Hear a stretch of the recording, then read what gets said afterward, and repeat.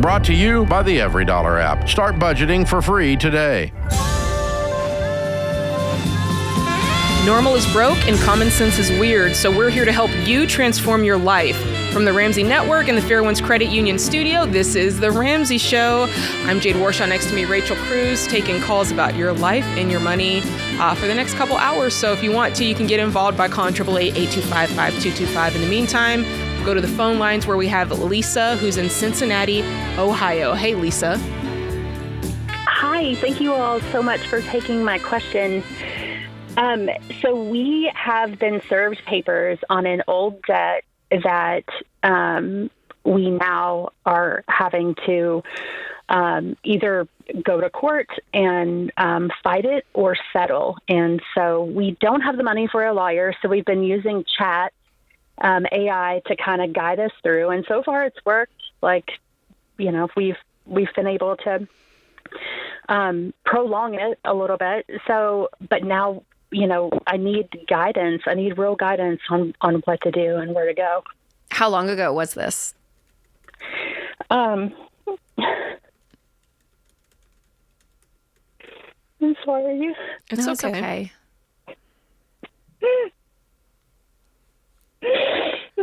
Take a deep breath. I'm so sorry.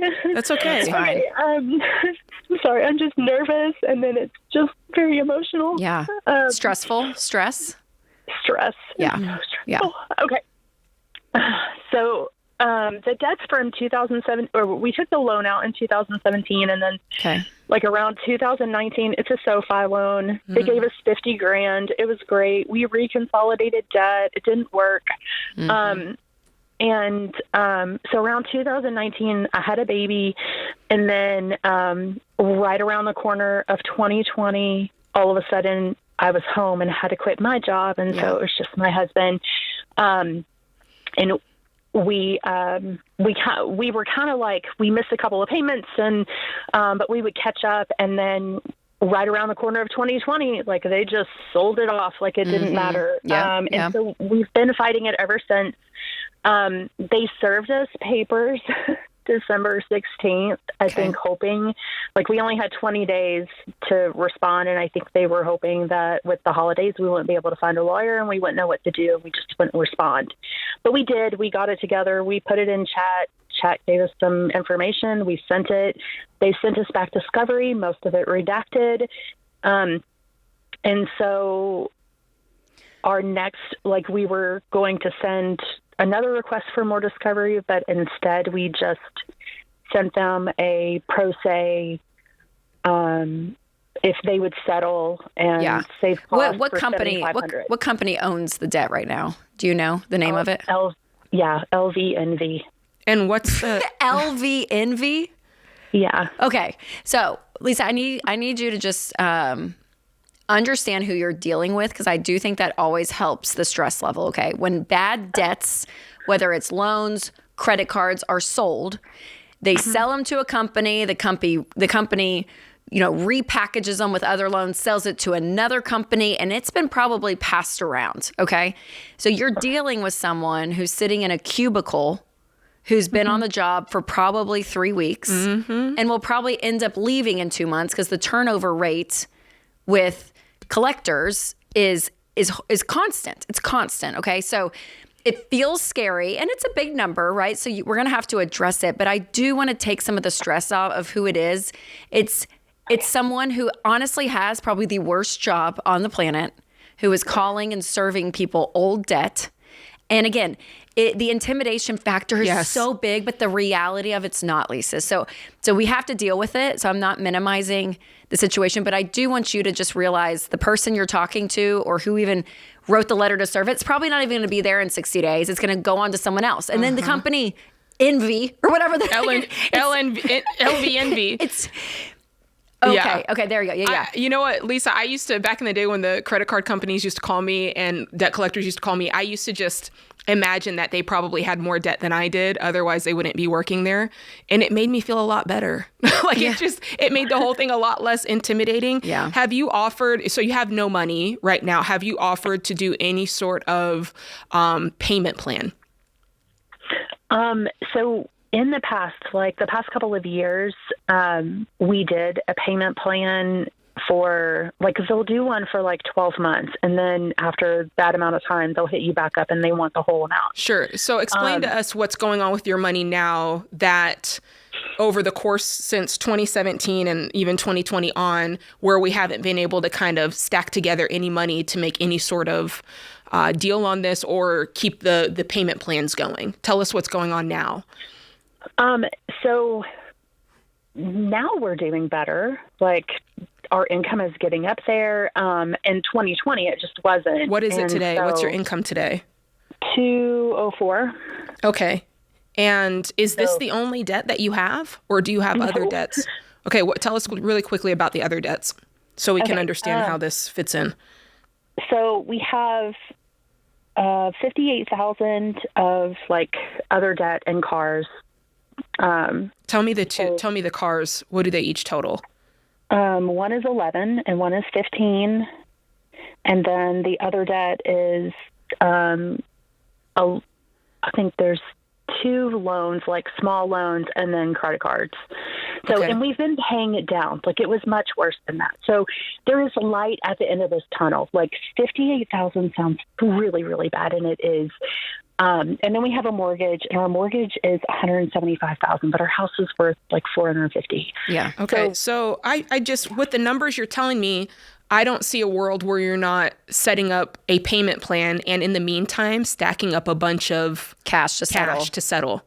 I think a lot of your trauma and shame about this lives in the past, because it sounds like today you have the ability to start getting this cleaned up.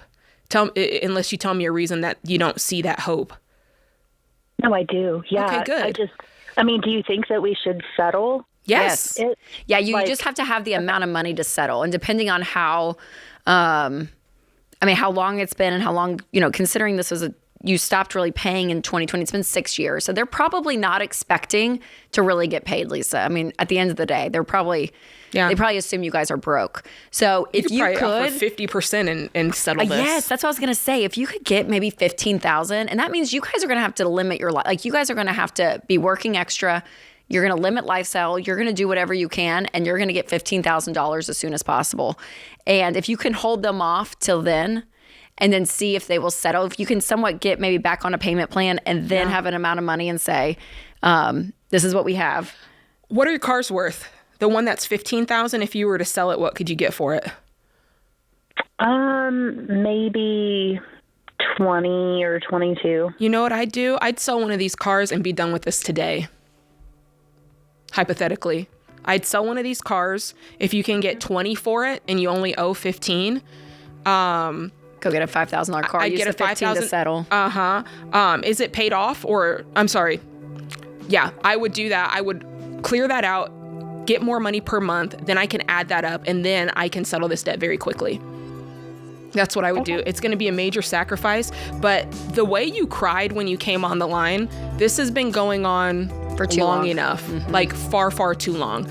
And I would be going to great extents to make this better in the next, I'd give myself 30 days to make this happen. And if that means selling cars and driving junkers, then that's what I'm going to do.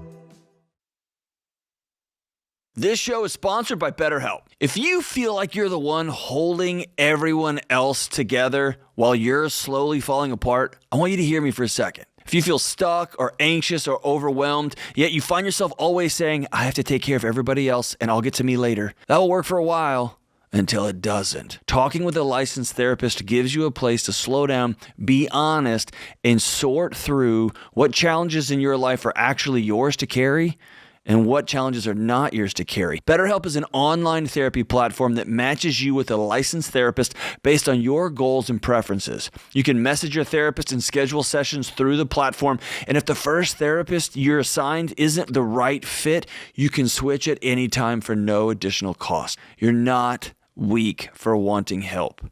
Therapy has changed my life, and it can change yours. You're wise for choosing to talk to someone. Visit BetterHelp.com/Ramsey to get 10% off your first month. That's BetterHelp, HELP.com/Ramsey.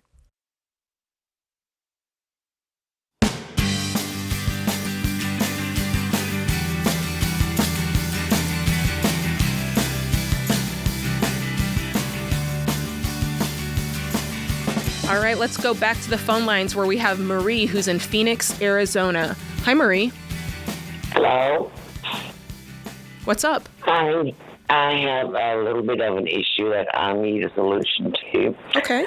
I was scammed about 10 years ago. Lost all my money, my house, my car, my jewelry. Holy smokes. Oh my gosh, Marie. Yeah, it was considerable, and that's why I'm still working at 71. But when I came clean to my daughter, we decided on a plan, and we opened a joint checking account, and she has taken all my money, my Social Security every month, and gives me an allowance for food, gas, medication, etc. When the rent is due, she transfers that money. Any kind of car repairs, insurance, she does an extra transfer. We have managed to save almost $200,000 during that time, which is remarkable. Oh my gosh. How well much done. of that's yours and how much is hers?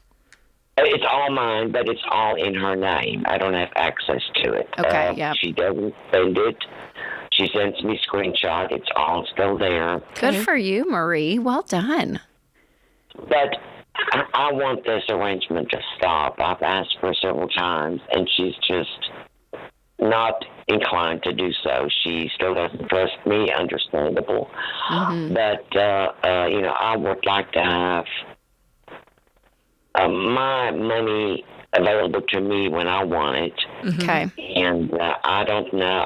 One time, I contacted an agency for elder abuse in my area, and they told me just to take her name off the account. Well, I didn't do that. I opened another account and had my money go there. She found out. She came. She was not very happy.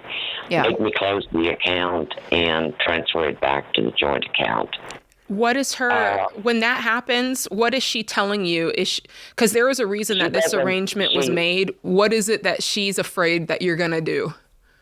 She's afraid that I'm going to get, pulled back into that scenario, and she does not want me to be penniless again. Yeah. And I can understand it. The scenario where you were scammed? Yes. Are there things, Marie, that you want to do with your money right now that she's saying no to?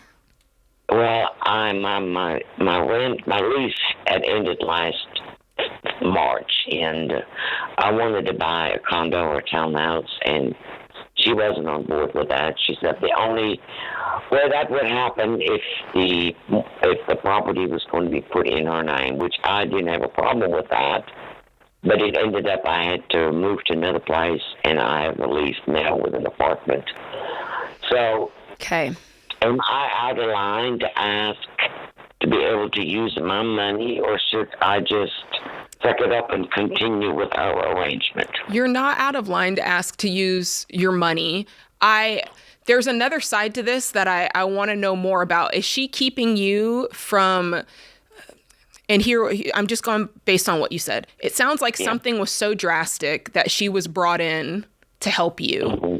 And she's probably looking at this, and I'm not saying that she's right. I'm just trying to get both sides. She might be looking at this going, the best predictor of the future is the past unless something has changed, right? So she might be looking at this going, I don't see why I would expect anything different if I let her have access over to this money again. So you might have to explain to her, here's why this is different. Here's why this is not like it was before, because you said she's afraid I'll fall back into my own old ways that got me scammed again. So if you know that, my thought would be, I need to help her understand why this is not like that anymore. And if you genuinely feel like maybe you've changed or it's different, then have that conversation. And then if not, then I'd be talking with, I might have to bring a lawyer into it and say, hey, this person is not it's giving hard. you what's mine. There's such a fine line, Marie, of loving, someone in your family by helping them financially like this, and then controlling them. And so I don't know, from her sake, if she was on the other line and we talked to her after, you know what I mean, the story she would give us. Because my hope would be that it's out of love and care for you, Marie, that she says, were you good with money besides the scam that happened 10 years ago when you were raising her? How was money? I was born and raised in Germany. My husband was from this area. He's passed. And we've always lived frugally. Okay. And, okay. So really, was it just this one scam that caused all of this? Yeah, but it was massive. It was like $600,000. How did it happen? Well, I met this guy on Facebook. He pretended to be someone he was not. And it took almost 3 years. And that it happens more than... Yeah, it's very rampant, and it's very sad. Yeah, I'm so sorry. And I know she did that to help me, to protect me. Yeah. And that was 10 years ago, Marie? 2016-ish? Yes, it happened. Okay. It started in 2015. So what I would do to probably keep the relationship good with your daughter, and again, I'm going to assume good in this call, that she is doing this out of love and protection for you, is I would sit down with her and I would have a roadmap to say, hey, this is what I desire. At the end of this road, I want full access to my money. I want to be able to purchase a condo because rent keeps going up and up and up. And I want to be able to have a place to live that's modest, but that I own. And whatever that looks like for you, Marie, what the end of it looks like. And then I would bring her in and just say, hey, what steps need to be taken for you to rebuild trust? Because it sounds like you guys have just been functioning in this, and she may have decided already, I'm just going to do this till forever, for the rest of my mom's life. I made that assumption. So we want to break that for you, and some milestones. Have a couple of milestones, and in the next 12 months, what are things that you can be doing that would give her the confidence? Because that feels reasonable to me.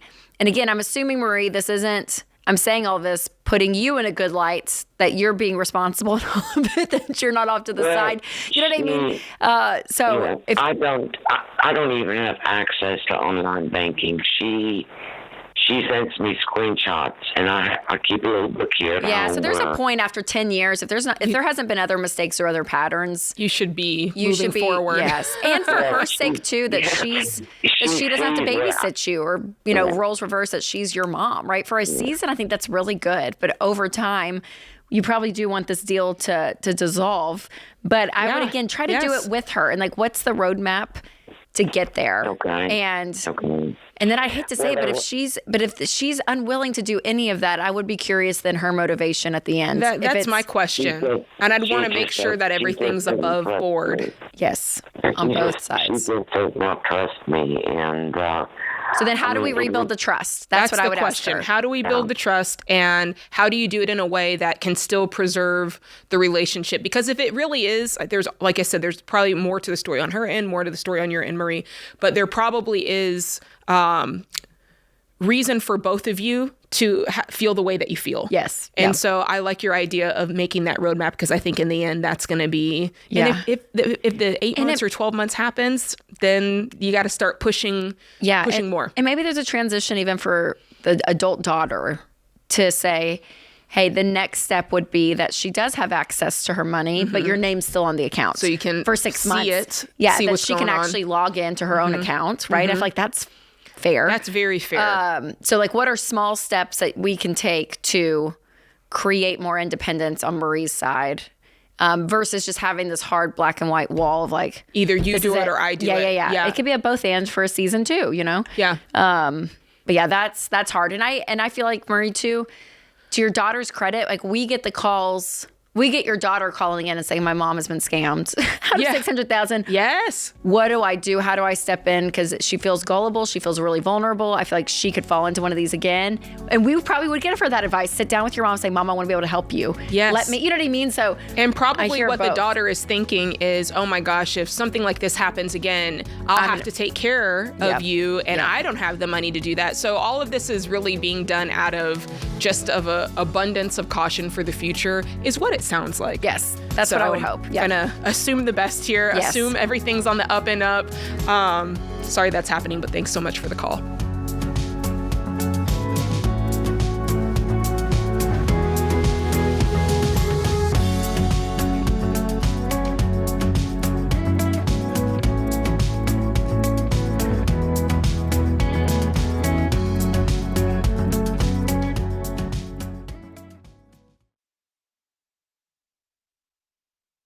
After the holidays, a lot of people start feeling budget pressure, and it's a wake-up call to get intentional. So listen, don't fall for buy now, pay later cell phone plans that drag you back into debt. Boost Mobile keeps it simple with no contracts and no nonsense.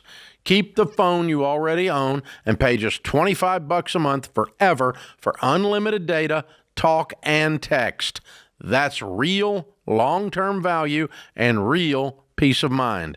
So budget like you mean it and go to boostmobile.com/Ramsey today to make the switch. That's boostmobile.com/Ramsey. Restrictions apply. See boostmobile.com/Ramsey for details.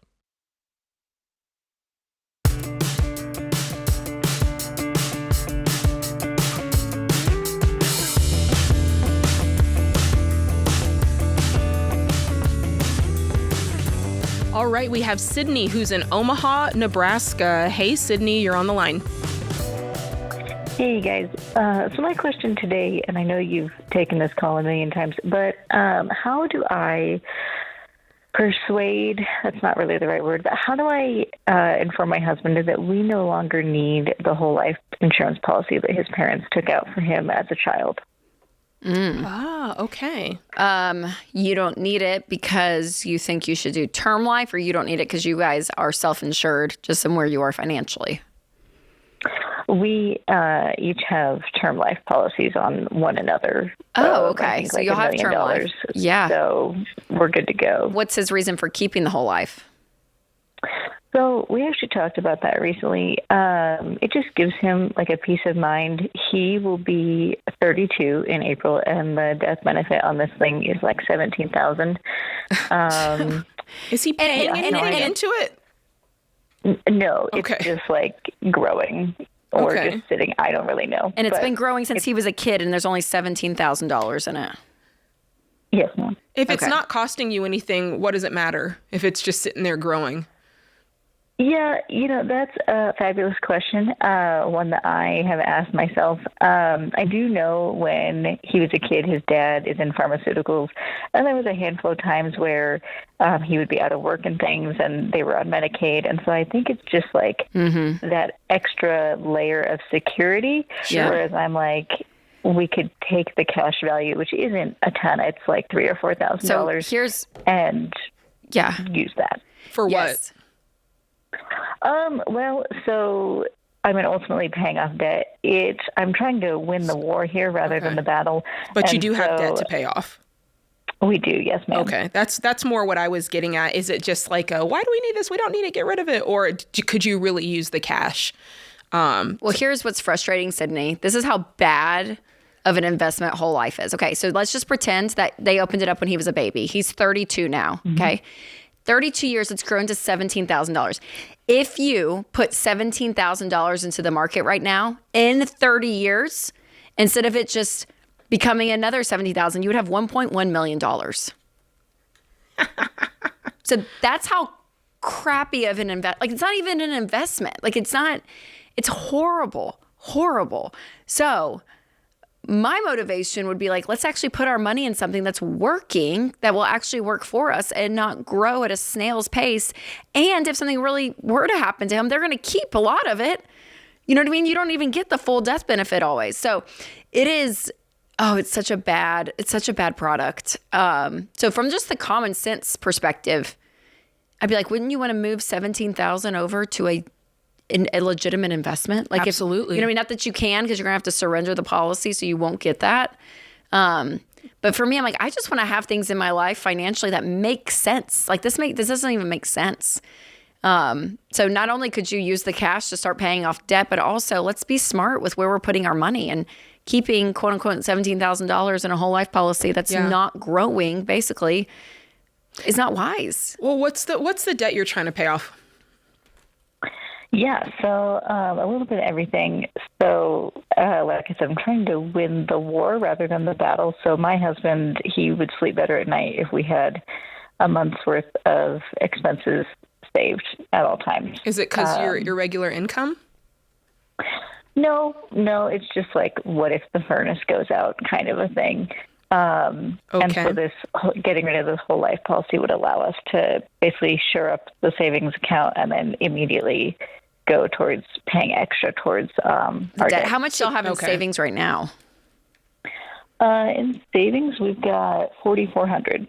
Okay. And so go ahead. Well, I was going to ask, what's a month's worth of expenses for him? No, 6. 6? Okay. So you, in your mind, you're thinking, okay, if I cause him to get rid of this policy, which he doesn't want to get rid of, but if I take that money and give him what he wants, which is a month's worth of expenses, that's better than nothing at all. That's you winning the war. Okay. Winning the war would be him getting on track with the baby. Right. And I think debt free. I understand. Okay. And then after you did that, and after that, he's like, now we can go buck wild and pay off this debt. Is that what he's agreed to? More or less. Yeah. What's the less?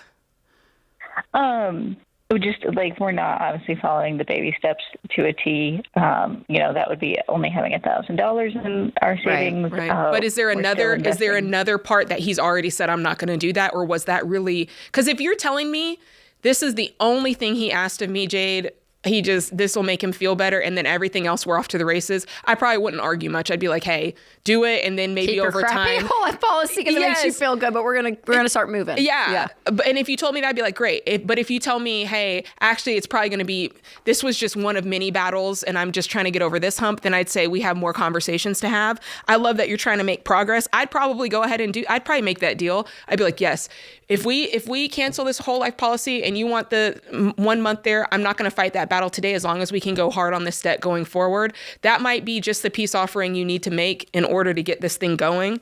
How much debt do you guys have, Sydney, to pay off? About 180. The bulk of that, my husband went to law school, so we've got about 110 there. We've got about 15 on a car, and then just shy of 14 on private loans that he took to take the bar.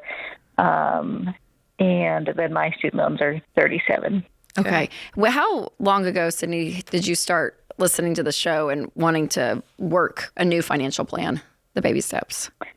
Yeah, last May, I had heard of Dave in the personal finance class I took in high school, and then a good friend of mine, her and her husband followed the baby steps, which is mind-boggling because they are Catholic missionaries. And I'm like, how? How did you, do all of this? And essentially, it was the baby steps that helped it. Yeah. Plan. Yeah. Okay. How old are you guys? How old am I? I'll be 30 this year. My husband will be 32. So. Okay, great. Can I ask another quick question? I'm just trying to get a sense of him.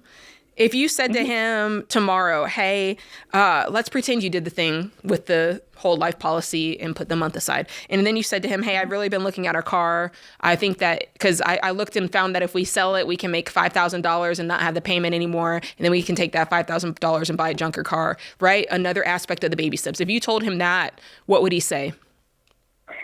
So we've had that conversation before, and he's like, absolutely not. Okay. So Sydney, I hate to say it, we don't have a lot of time, so I just feel like I gotta say it to you. I think you guys have way of a bigger issue happening of being on the same page financially than a whole life insurance policy. Mm-hmm. And I wish that was just it. But as we start peeling back on this, you guys aren't on the same page, and it's I don't want to say it's impossible. It's just. It'll take a long time. Really hard for you to be the one, Sydney, that pulls him through this process and that to make progress. And so you guys need to sit down tonight and you need to tell him, Sydney, how you're feeling and what's going on inside of you. Because it's not just a whole life policy that would feel good if he just cashed that out. That's great. There's more to it. You have $180,000 in debt. Like, that's terrifying. Is that scary? Oh, yeah. Yes. Okay. So talk about that, Sydney. Talk about what you're feeling, the sleep that you're not able to get because you're stressed. You're scared if something happens to you. Do you guys have kids? We do. We have, she's almost 2. Okay. Yes. And so I'm like, the weight of this whole issue of just your entire financial picture is weighing on you. And you're trying, which I applaud you, to make a little progress here and there, but it's not going to do much, Sydney. It really won't, unless you guys sit down together and say, hey, we are in a marriage and we've committed our lives to be a team together. And we're going to tackle every area of life together. In-law issues, parenting issues, and our money issues, and we're gonna be a team. The money is the problem. The debt out there is the problem. You're not the problem, looking at him. And Sydney, you're not the problem.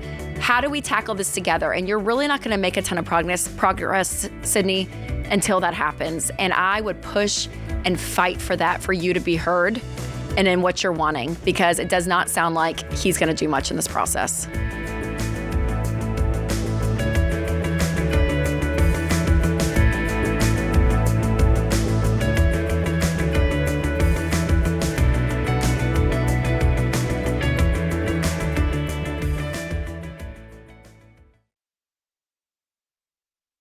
Well, Dave, on the show all the time we get calls about cars, used cars. What's one thing you want folks to know?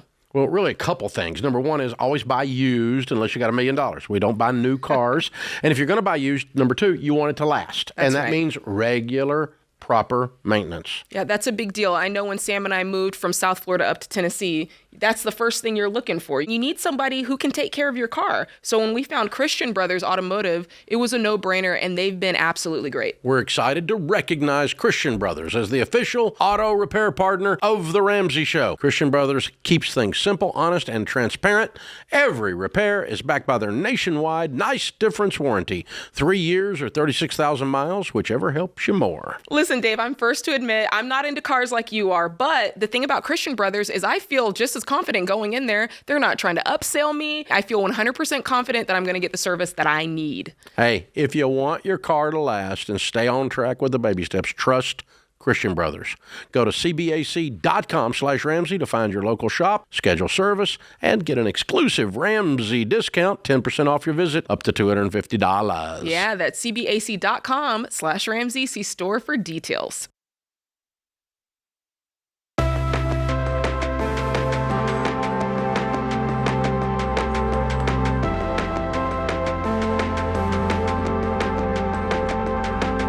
Well, tax season is upon us. To get free checklists and guides that'll help you file, be sure to go to RamseySolutions.com/taxes.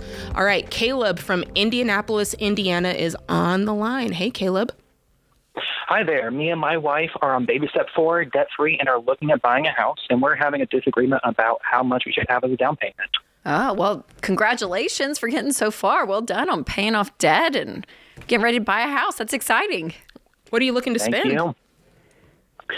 So we have about $90,000 sitting in a mutual fund, and a good starter house in the area is around $150,000.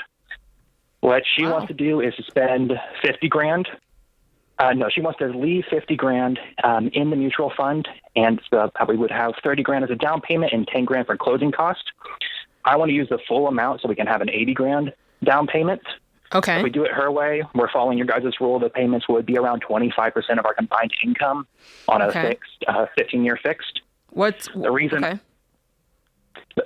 I'm wanting to do the full $80,000 is so that in the future we at least have the opportunity to live off a single income, and I feel like that would make it easier for a baby step 6. Okay, I see what you're saying. So you're wanting to put 80, she's wanting to put a total of 50. Did I understand that? She wants to leave 50 in, so it'd be $30,000 as a down payment, with $10,000 for closing costs and fees and all that. So me looking at this right quickly, your way the payment's around $972, her way it's around $1,400. I believe so, yeah. Okay, and your thought is we can go to a one-income household later on if we so choose. Or at least to have the opportunity of that. We don't have any kids yet, but we're wanting to start trying within the next couple of years. And Caleb, what is she wanting to do with the $50,000 in the mutual fund? She wants to leave it. What is that for her? She just wants to leave it. She views the mutual fund as more of an investment. It feels like it would grow more there than it would in the house. She's very frugal, and a large purchase is just uncomfortable for her. Mm-hmm. So there's like an extra safety net for her in a way. To have that available. Okay. I'm with you, Caleb. I think that I would rather do that. I think there's more security. Once you have a home, it becomes the number one thing that you want to protect if you ever hit hard times. And so I kind of like the idea of saying, hey, if we do this, our mortgage will be so low that even if only one of us were working, it would be okay. And that feels way more secure in my mind than having some money floating. Yeah, on the other money side. just floating. How much do you guys make a year, Caleb? Combined around $80,000. I just got a promotion. Okay, great. How old are y'all? I'm 26 and she's 22. Oh, wow. You guys are youngins. Y'all are so young. Okay. I always hate giving like a gray answer because I know people want like a black and white. Like Jade said she would do your right, way. Caleb. I would probably say I would lean your way too, Caleb. Like if someone, we just got this question on money and marriage. They were gifted a big inheritance and they were like, should we just throw it all at the house or should we use some for investing? And we're like, yeah, just attack the house because you have all the time in the world to invest. Yes. You know, every single year you guys can open up a Roth. You can fund your Roth with work, while you're working and you will be fine at retirement. So my caveats are you sound very buttoned up, Caleb. You sound like you love running your Excel sheet and your numbers.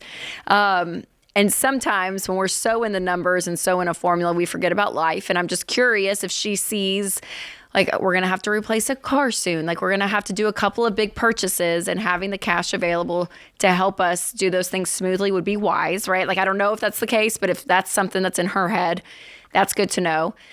Either way, either option, you guys are going to be fine, Caleb. I mean, I really do believe that. I think that you guys, you could follow the 5%, 20% down and be fine. You could throw way more at close to 50% of it and be fine. But at the end of the day, I would probably choose Team Caleb, just because I like having a lower payment and you guys just have so much time on your side to save and invest. And it does free up for $450 a month to almost save $500 way more quickly. Yes. So that if there was something like a vehicle or all of those things that it would be nice to have a chunk of cash for, you could do it. Yep, that's right. Fairly quickly. That's right. Yep. Or maybe y'all meet in the middle too, Caleb. Leave 25 in or something. I don't know. Leave a little bit in just for her to have a little bit of that security if she wants. So yeah, y'all could meet in the middle and be great. But either side, I think you'll be fine. I mean, you guys are so young and you're so on target that I'm like, I think you guys for sure you're going to be fine. So final ruling, there's no wrong answer, but if we were forced to decide, we'd go the lower payment, therefore higher down payment. Yep, that's it. All right, I love it. Thanks for the call. That's a good one. Final answer. All right, we've got Katie who's in Billings, Montana. Hey, Katie, how are you? Hi, I'm good. How are you? Excellent. How can we help today? Great. So I am so confused when it comes to the world of investing. My husband and I, we're not in debt, thankfully, and we have been able to save up about $500,000 in the bank. Wow. Well done. I contribute $500 monthly into a Roth. My husband does not have one. And the investing, I guess you could say, that we do is just in CDs in the bank at 3.75%. And we have about $200,000 in that. But other than that, that's it because it feels safer to me. And is that foolish? Well, let me make sure I understood this right. I thought you said you had $500,000 in the bank, but then you said $200,000 in CDs. So some of it's just sitting freely and some of it's in the CDs, or is that in addition to? Yeah, some of it's just in savings accounts. Yeah. Got it. Okay. Wow. Why are you guys averse to investing? What happened that made you feel squeamish? I guess nothing happened. it's foreign to us.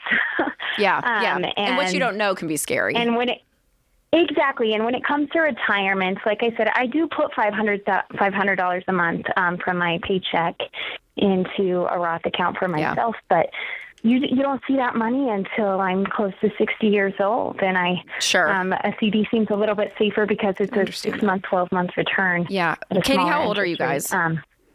I'm 31, and my husband's 37. Okay.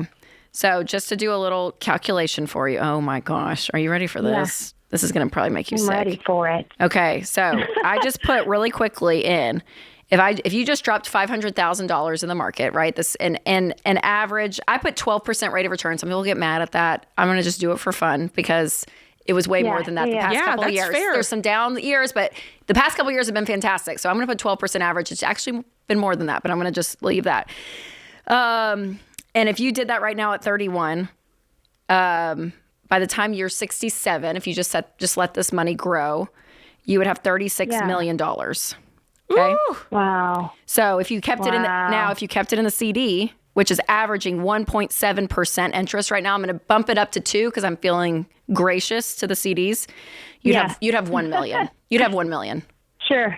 So you're leaving $35 million on the table, Katie. So what we have to realize is we need to understand this intimidating part of money, which is investing. And I get that. There's a lot of people use diversification, index funds, S&P 500. You know, you're like, what does this all mean? So I would, because you guys have done so well. I mean, it's crazy. It's crazy that you've saved this much. I mean, it's amazing. You guys are incredible at 31 years old. I would sit down with a SmartVestor Pro in your area. When we get off the phone, Christian will pick up and he can kind of direct you on the website where to go. But I would meet with 2 or 3 SmartVestor Pros in your area. Okay. And I want you to get, number one, a feeling from them, because these have all been vetted. So these are great people, but you're going to naturally connect and feel more comfortable probably with one or two over another. Right. And that's really important in this process, because anyone that's going to help you kind of push the buttons in investing, you want to feel really, really good about. And I would ask every question that you can think of. Don't feel like, oh my gosh, I feel stupid asking this, I should know. None of that. And actually start to get the basics and learn, what does this mean? What does it look like if I invest in an index fund or a mutual fund? Right. What types of funds are out there? I mean, there's so much you could be doing with this money to make you money. It may kind of feel risky, but at the same time, compared to what you would make on the other end, absolutely. I think it's worth the risk. That's not really even there. The ups and downs are real, but the overall picture is pretty bright. So that's what I would do, Katie. If you're looking for a more budget-friendly way to save on medical costs and stay true to your values, Christian Healthcare Ministries is a great option to think about. CHM is not health insurance. It's a health cost-sharing ministry, a biblical, community-based way for Christians to share each other's medical bills. That means no enrollment deadlines, and you can choose any doctor or hospital you want. That kind of freedom is big, especially if you're self-employed, between jobs, or you just need something that fits your budget better. CHM has been around for decades, faithfully serving the Christian community. And many members save hundreds of dollars a month compared to traditional health insurance. And that margin gives you breathing room when you're working the baby steps and trying to steward your money well. And right now, CHM is offering new members a 50% credit towards their first month of membership. Get started at chministries.org/budget and use promo code Ramsey. That's chministries.org/budget and promo code Ramsey.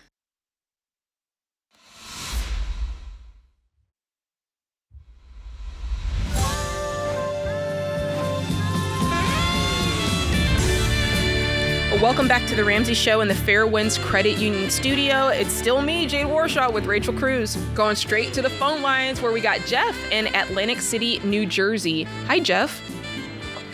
Hey, Rachel, Jade, how are you? An honor to be on the show. Awesome. We're glad to have you. I discovered the Ramsey Show about 6 months ago, and I've been following a lot of your principles, and just great. have a question. Got a question for you. Okay. All right. So I'm 37 next month. My wife is 31. and we have been putting away money, investing in retirement, investing in future growth for ourselves to live comfortably later on. And in our community, the children live next to the parents, relatively close next to the parents, and we have bought 3 single-family residential homes for our children to be able to live next to us. We got 3 girls. Yeah, we bought 3 homes for we want our girls to live next to us, so we bought the 3 residential homes so they can live relatively walking distance to us. Okay, how old are the girls? So the girls are 8, 6, and 4. Wow, you got started early with the purchases, I mean. Yeah. We definitely wanted to start early, and we got great interest rates. We bought it when the COVID rates were around in the 2s and in the 3s. Okay. So right now, we got tenants there that cover the rent until it's time to give it to them when we feel the time is right. And my question goes like this: my wife and I have had some hard discussions about these homes, and we've came to the conclusion that most likely the kids will not want to live because the area is changing, and most likely the kids will not live next to us. Sure, yeah. So what happens is we find ourselves in an interesting position. Right now we have tenants that cover the mortgage, and we have a little bit of extra every month, like $2,200 extra from the 3 homes every month. And we've been doubting ourselves if this is the right path going forward, because we are thinking to cash out these 3 homes, sell them, cash out $1.65 million from, basically what the down payments we put in. Yeah, what you get out of equity, out of the 3. The equity is 1.65. Take this 1.65 minus the taxes we would have to pay on that, which is about, let's say we'll end up with like 1.3 or something like that. Yeah. And put the 1.3 into an S&P mirrored fund where, let's say, 20 years down the line. I love this. That grows to a huge number. Yes. And then if they want to live in XYZ area, okay, here's $1 million, go buy the house. A genius move. No, so my question is that the right move, or should I just let the house keep on being paid off by tenants? Do you guys own do you guys own your house, Jeff, you and your wife, or do you still have a mortgage on it? No, we actually have a 2% rate. Yeah, we are we own our house straight up. We actually have like 1.3 equity in our own home. Okay. And you don't owe anything on it? No, we do. It's worth about... What do you owe on it currently today? $368. $368, but it's worth 1.3? No, it's worth about 1.8. Holy smokes, way to go. 1.9, maybe 1.9 even. Yeah. You know what I would do? If you're offloading the 3 houses for the kids, I'd take a little of that money. If you said the whole thing, you'll walk away with 1.3, I'd probably take some of that and I'd pay off your house in full, and then I'd invest the other $1 million, and you will invest your mortgage payment back into this fund for the girls. Even though now I've been listening to Ramsey, I know you guys say you pay off that mortgage no matter what. So my question is, I got a 2% rate. Yeah. With 15 years exactly to go. Even though it's 2%, pay that off? Yes, because you're the guy who would take the full mortgage payment that you were paying and you'll invest it in that. You'll invest it. I can tell that you would do it. You'd rather make 12% than 2%, you know? Right. I hear that. Yeah, and but Jeff, too. But my question is, would you sell the 3 homes? That's my question. Yes, I would. You would? I would, only because the reason that you said you purchased them was for your kids to live in them so that they could be close to you. That was the number one reason. And that's the only reason I heard, by the way. And so much life. And when you told me their ages, 4, 6, and 8, so much can happen in that time. Number one, like you said, the neighborhood can go down. Number 2, they're 3 different women who will have 3 different lives that could go in any direction. I would never want this for you, Jeff, because I know how much you love them. But she may meet a Mike and end up moving with her husband. You know what I mean? Somewhere. Yeah. Or you get a different job and you want to move. Like there's so much life that can happen over the course of the next 18 years or so. And so for that reason, I think you'd probably get a better bang for your buck and have more freedom with the type of investment that you were talking about. And when you told us the spreads on the rent, it wasn't all that great. Yeah. Either. Right. By the way. No, we don't end up making money at the end of the year because here in HVAC breaks and you break even. And totally. All it is, your principal is going down. Yes. Okay, so I have clarity on that. I have one more question. I'm sorry, I'll make it quick. No, go ahead. what is the right? So again, I'm 37 next month. My wife is 31, 32 next month. So what is the right age to write a will? Today. Really? Yeah, today. Especially because you've got minor kids, and there's a big part of the will that's going to decide what would happen to those kids if, God forbid, something happened to you and your wife. If you don't make a will today, the courts will decide that. And that is for that reason alone. There's many other reasons, but for that reason alone, I would be sitting with a lawyer today. It's a mess. Yeah, Jeff, one of the Ramsey personalities that hosts the show, George Camel, he has my favorite line. He's like, if you hate your family, don't do a will.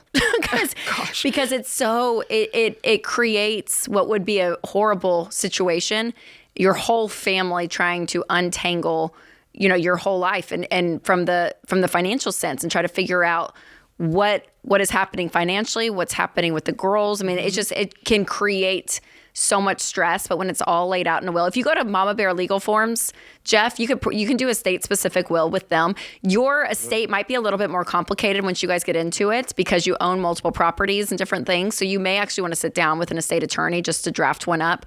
But yes, I would do a will today. And I just want to applaud you, Jeff. This is such a success story, like what you and your wife have done, because we talk about changing your family tree. And that's in the way you view money, the way you handle money, the role that money plays. Right. And when you're deeply in debt and you're living paycheck to paycheck and life is so stressful with money, that's the environment your kids grow up in. But you guys, Jeff, have made such great decisions. Your girls not only are in an environment that's peaceful when it comes to money, but you're also going to literally live out changing their family tree. Like if you bought your girls a home and they never had a mortgage and then they invested that mortgage payment for the rest of their life and then their kids, that's generational wealth working for the good. Do you know what I mean? Right. I just want to add one comment that, first of all, I wish I would have found the Ramsey show earlier. I only found it 6 months ago.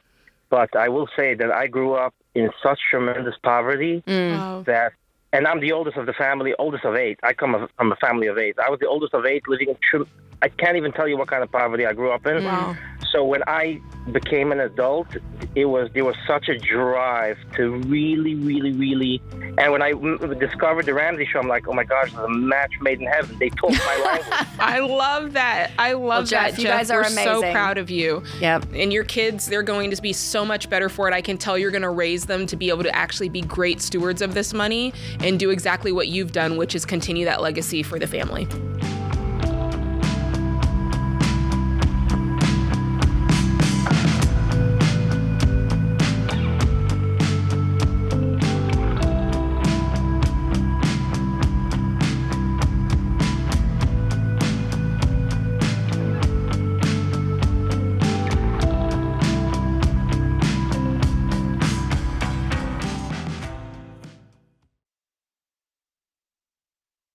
This is Dave Ramsey. We all want to know that the money we give to charity is doing something that matters, that it's making a real change, giving someone lasting hope. And here's one way to make sure of that.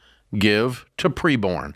They're the real deal. Proven, transparent, and changing lives every day. I trust Preborn, and you can too. They're on the front lines of the battle for life, partnering with clinics to offer free ultrasounds to mothers in crisis. Because when a mom sees her baby on that screen, something changes. It's not just a decision anymore, it's a person.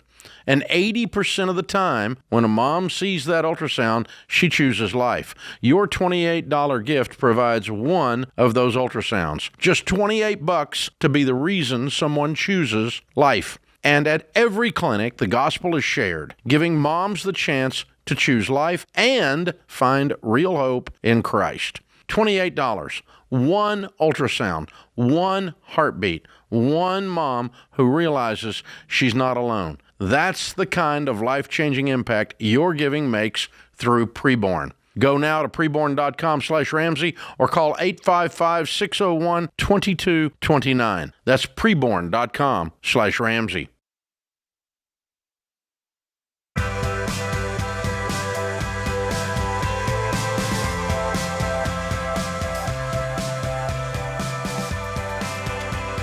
All right, let's head back to the phone lines where we have Chris, who's in Montana. Big Sky. What's going on, Chris?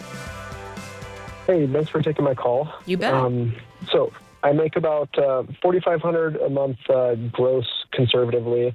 Monthly bills, including my car, around $3,200. And after recent divorce, I live with my parents paying $400 a month while I kind of stabilize my financial life. In that time, I've lost over 180 pounds, had a major skin removal surgery, and I'm kind of getting back to a point where I'm feeling disciplined and focused. But my biggest concern is my daughters.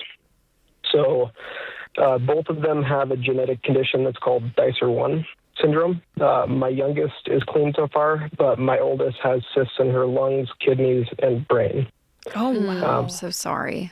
And we're having to monitor that very closely. So I'm trying to find the balance where in the event of a very possible medical issue, I have a comfortable savings buffer beyond that base $1,000 emergency fund, and where the balance is between how much should I have there just in case, because we regularly go from Missoula to Seattle Children's Hospitals for the girls, which is about 8 hours each way. How often do you foresee going to? Do they have them removed every once in a while? Is that how it works, or what's that going to look like for you long term medically? So right now it's just monitoring and making sure that they don't grow any more than they have. She's got one in her left kidney that has grown at a concerning rate. So they've got medical boards meeting on what's the best decision. Because, I mean, you can operate with just one kidney, but if we take one out and the other one's already got an issue. How much, Chris, on average, do you think you guys are spending a month on this? Or is it every like 4 to 5 months something comes up, or every 8 months? What's the calendar look like? It's about 4 times a year that we have to make this trip, and each trip is around probably $600 to $800. Okay. So Perfect. You don't hit your deductible. It's just everything comes straight out of pocket. So they are. So that's all travel expense and hotels. They're under Montana Medicaid, so they're taken care of by the state. Okay. So what? Otherwise, it'd be So what I probably would do, because how much debt do you have? Including the car, total sub $30,000. $30,000. Okay. And you're divorced? I am. Yeah. Okay. Is your wife that $600 to $800? Is that split between you guys, or is that what you're paying and then she's paying the same amount too? What does that look like? I generally fund it. I'm in a better financial position, and then she'll help with a hotel every other night kind of thing. Okay, I gotcha. Okay. So what I would probably do, because I mean, Jade and I are both moms, and I'm like, I would do anything for my kids. They're number one. Paying off debt's amazing, and we want you to be able to do that, but taking care of our kids and making sure first things first. Yes. So absolutely. What I would probably do is have a different account. That would be kind of like the girls' account, if you will. Yeah. And I would make sure I have $800 in it. And then when you use it for a trip, I would pause the debt snowball, refill that, and then go back to the debt snowball. But I would have that $800 continuously in an account, even if that means pausing the debt snowball for a bit. And throwing money at that to replenish that account. But that's the one I would keep consistent. And then if something changes, Chris, if you guys get a different diagnosis, or you see she's going to have surgery and there's going to be more expenses either on the travel side or anything medical, that's when we would pause the baby. That's when we would pause baby step 2 and build back up a bigger emergency fund. That's probably what I would do, just because it seems consistent. But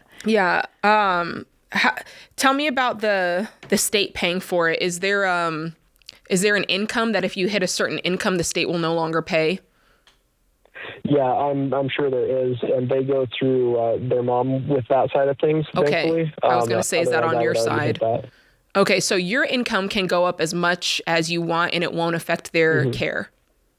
Yeah, but they still get consistent medical care with Montana. Okay, good. So on your end, I would then be doing, secondary to what Rachel said, I'd be doing everything I can to blow my income up as far as I can. How long is this deal going to be going with your parents? The $400 a month? They're very flexible.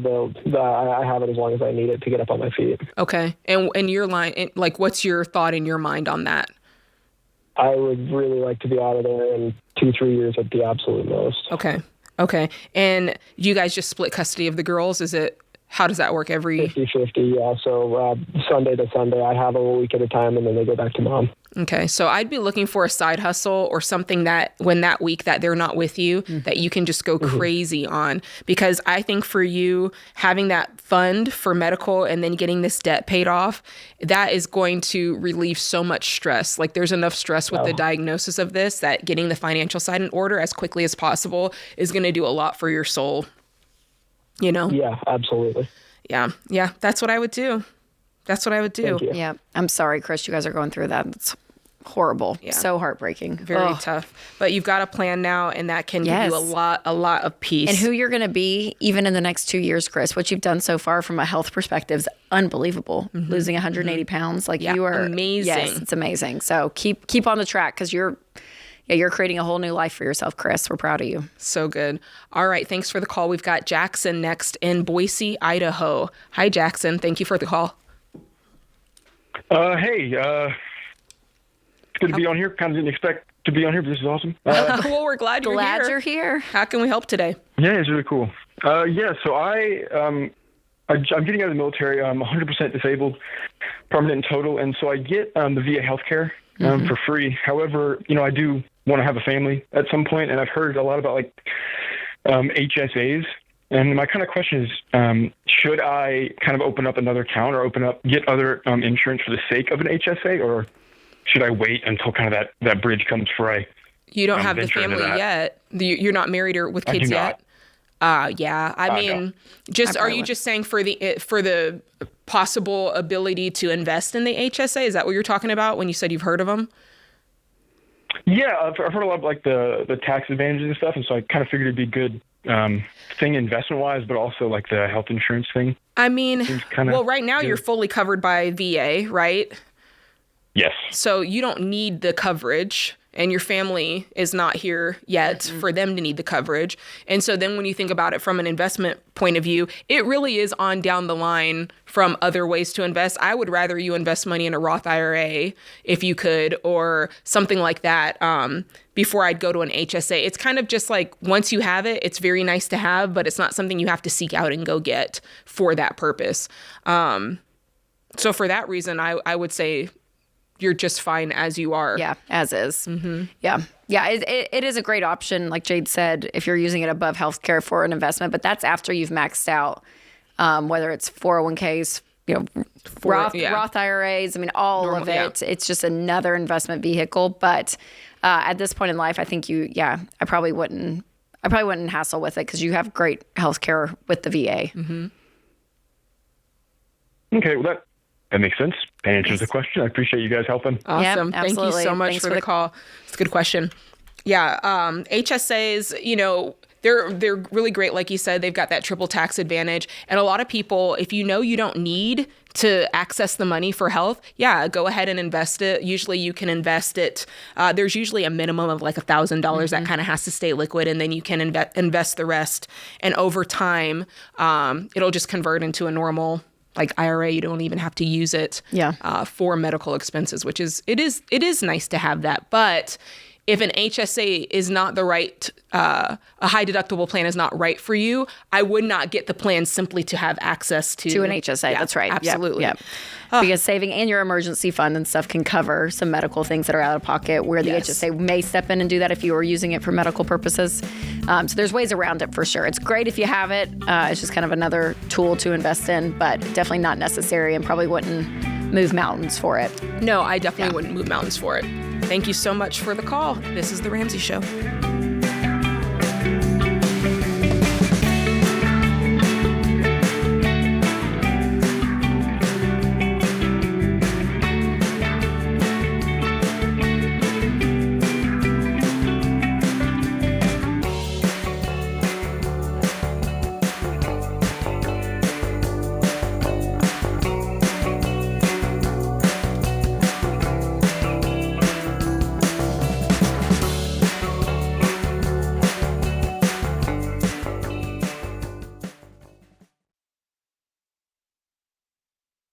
Dave, we got a lot of calls on this show where life happens. One day someone's healthy, they're working, providing for their family, and then a curveball hits. You know, we hear it all the time. A car accident, a cancer diagnosis, a heart attack, and suddenly everything changes. Yeah, and that's why you've always said that having term life insurance from Xander is essential, because it protects your family if the worst happens. Yeah, that's right. You need 10 to 12 times your income in coverage. No gimmicks, no whole life junk, just straightforward term life protection. But there's another piece that people often overlook, and that's long-term disability insurance. Yeah, it's important to understand the difference between them. Life insurance steps in when you die. Disability insurance steps in while you're alive but can't work. So it replaces a large part of your income so the bills still get paid while you get back on your feet. Now, if your employer gives you free disability insurance, great, take it. If it's discounted there at a better price, take it. But if not, Xander can help you find the right plan. Whether you're single or married, it's not optional. If you're going to be out of work for a while, then you need to make sure the money's still showing up. And that's why Xander is our go-to. They make it super simple to get the right coverage at the best price, no pressure, no upselling. I've trusted Jeff Xander and Xander Insurance for over 25 years, and so is my family. So don't wait. It's fast, it's easy, and it could make all the difference. Go to Xander.com or call 800-356-4282. Protect yourself, protect your income, protect your family.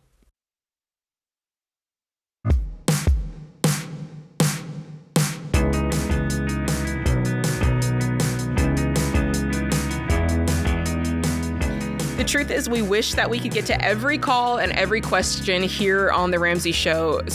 But we can't. I mean, there's a limited amount of time. We have segments and we go to commercial breaks. So if it ever seems like we cut you off, it's because we got to make that clock. But if you do have a question and you want an answer for your situation, you can always head over to our website and use Ask Ramsey. Ask Ramsey is our free AI tool that's built and trained on proven Ramsey principles, and you'll get an answer that really is the Ramsey way. So you don't have to worry about it. You know, if you go to, I don't know, like OpenAI, you could get a lot of things mixed in there. But if you go to Ask Ramsey, it will be Ramsey advice the way we would give it on the show. So ask your question today at RamseySolutions.com, or just click the link in the description if you're listening on podcast or YouTube. Love that. All right. Next is Katie in Columbus, Ohio. Hi, Katie. How can we help today? Hi, my name is Katie. Yeah, I just wanted to see, I recently got a $2.6 million settlement, and I just wanted to figure out what I should kind of do with the money. Oh, wow. I have a mortgage, and I'm trying to figure out whether or not I should pay that off or not. Yeah. What was it from, the settlement? It's a lawsuit. Is it like, but you're okay? There's nothing, is there anything we should know about you going forward, or you're all good? I'm all good. Okay. Yeah. So no ongoing medical issues or anything out of it? Nope, not yet. Okay. How much is your mortgage? My mortgage is $190,000. That's how much we have on the principal, and I'm at 2.75%. Okay. Is it just you, or do you have a family? I have a husband. I don't have any children. Okay. And my husband is a student right now, and he's working on becoming an air traffic controller. Oh, how old are you guys? I am currently 30, and my husband is 31. Okay. And do you guys have any other consumer debt? Let me see. We have 105 from student loans for me. Okay. I'm a nurse. Okay. And then my husband, he's going to be about 150 total. Okay. Great. Okay. And then, but no car payments, credit cards, anything? Cars is $25K for me, and then my husband he only has $6K left on his. Okay. Credit cards? No credit cards. Okay. So my biggest question would be, before we get to the 2.6 million, let's pretend that 2.6 million, whatever happened to cause that to come your way, never happened. Were you already on the track to say, you know what, this debt is kind of crushing us? We need to do something about it. Had you already kind of been looking at that, or kind of tell us how you arrived at calling the show? Was it just the 2.6 million? Yeah. So, I mean, basically it's the 2.6, but in all reality, my husband, once he graduates from school, our plan was to immediately start attacking that as much as we possibly could. Okay. Great. I've been working 60 hours a week currently. And I make about $120K annually now. Okay. So I just wanted to, before we started saying you need to take this money and pay off the debt, I wanted to make sure, like, philosophically we aligned on the idea that debt is no moving forward. Yeah. If it gets paid off, we're not going back into the habit of taking out debt for stuff we want. Oh, absolutely not. Yeah. No. Perfect. Yeah, because sometimes you can come in with a lawsuit like this or an inheritance and just in one sweeping motion be completely debt free, even your mortgage, which is amazing. And that's where we're going to guide you to. But it comes back. But if that behavior, hasn't been changed or the belief system hasn't been changed, you'll be right back into debt, and how quickly. I mean, 2.6 million is amazing. But yes, we just want to make sure that you can, sustain a lifestyle that still makes sense. Katie,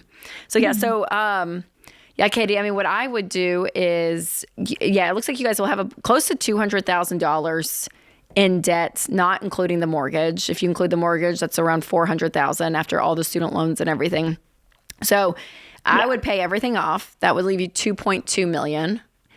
And there's really 3 things that you can do with money, and I would do all 3 at some capacity. You can give it, you can save it, and you can spend it.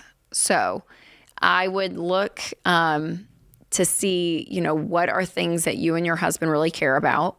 I don't know if you are someone of, that practices a certain faith, or if there's things in the community that you guys, I mean, as a nurse, I'm sure you see a lot. Like, so I don't know what that looks like for you, but any level of, we go to church every Sunday. Okay. Yeah. So any level of generosity, is going to be, I think, an important part of this picture, just because, the practice of that, I think, is just, it's an amazing thing, and it changes who you guys are. So I would be giving I do have a question about that, actually. Yeah. And it's just because, and I don't mean to break you off, but basically, with the other financial advisors, we talked to 3 different, but we're still trying to figure out who to kind of go with. Yeah. But everyone seems to have a different opinion on gifting money to family, because they don't want it to turn into a transactional relationship, and they don't want it to change the relationship dynamic. What is your opinion on that? Because my husband and I are both, we both want a gift, but we want to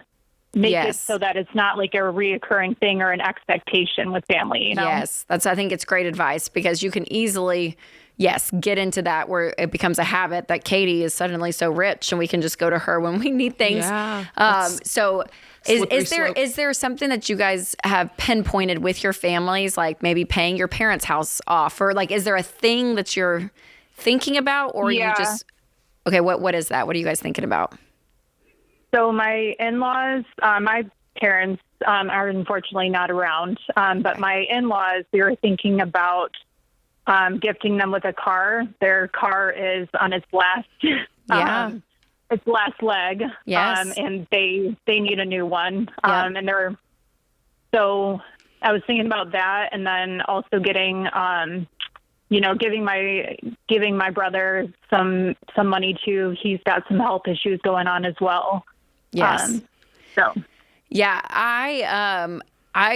I would be okay with that, with some very communicated boundaries around it. I think just the idea of it just happening, I probably be a little bit more intentional with it.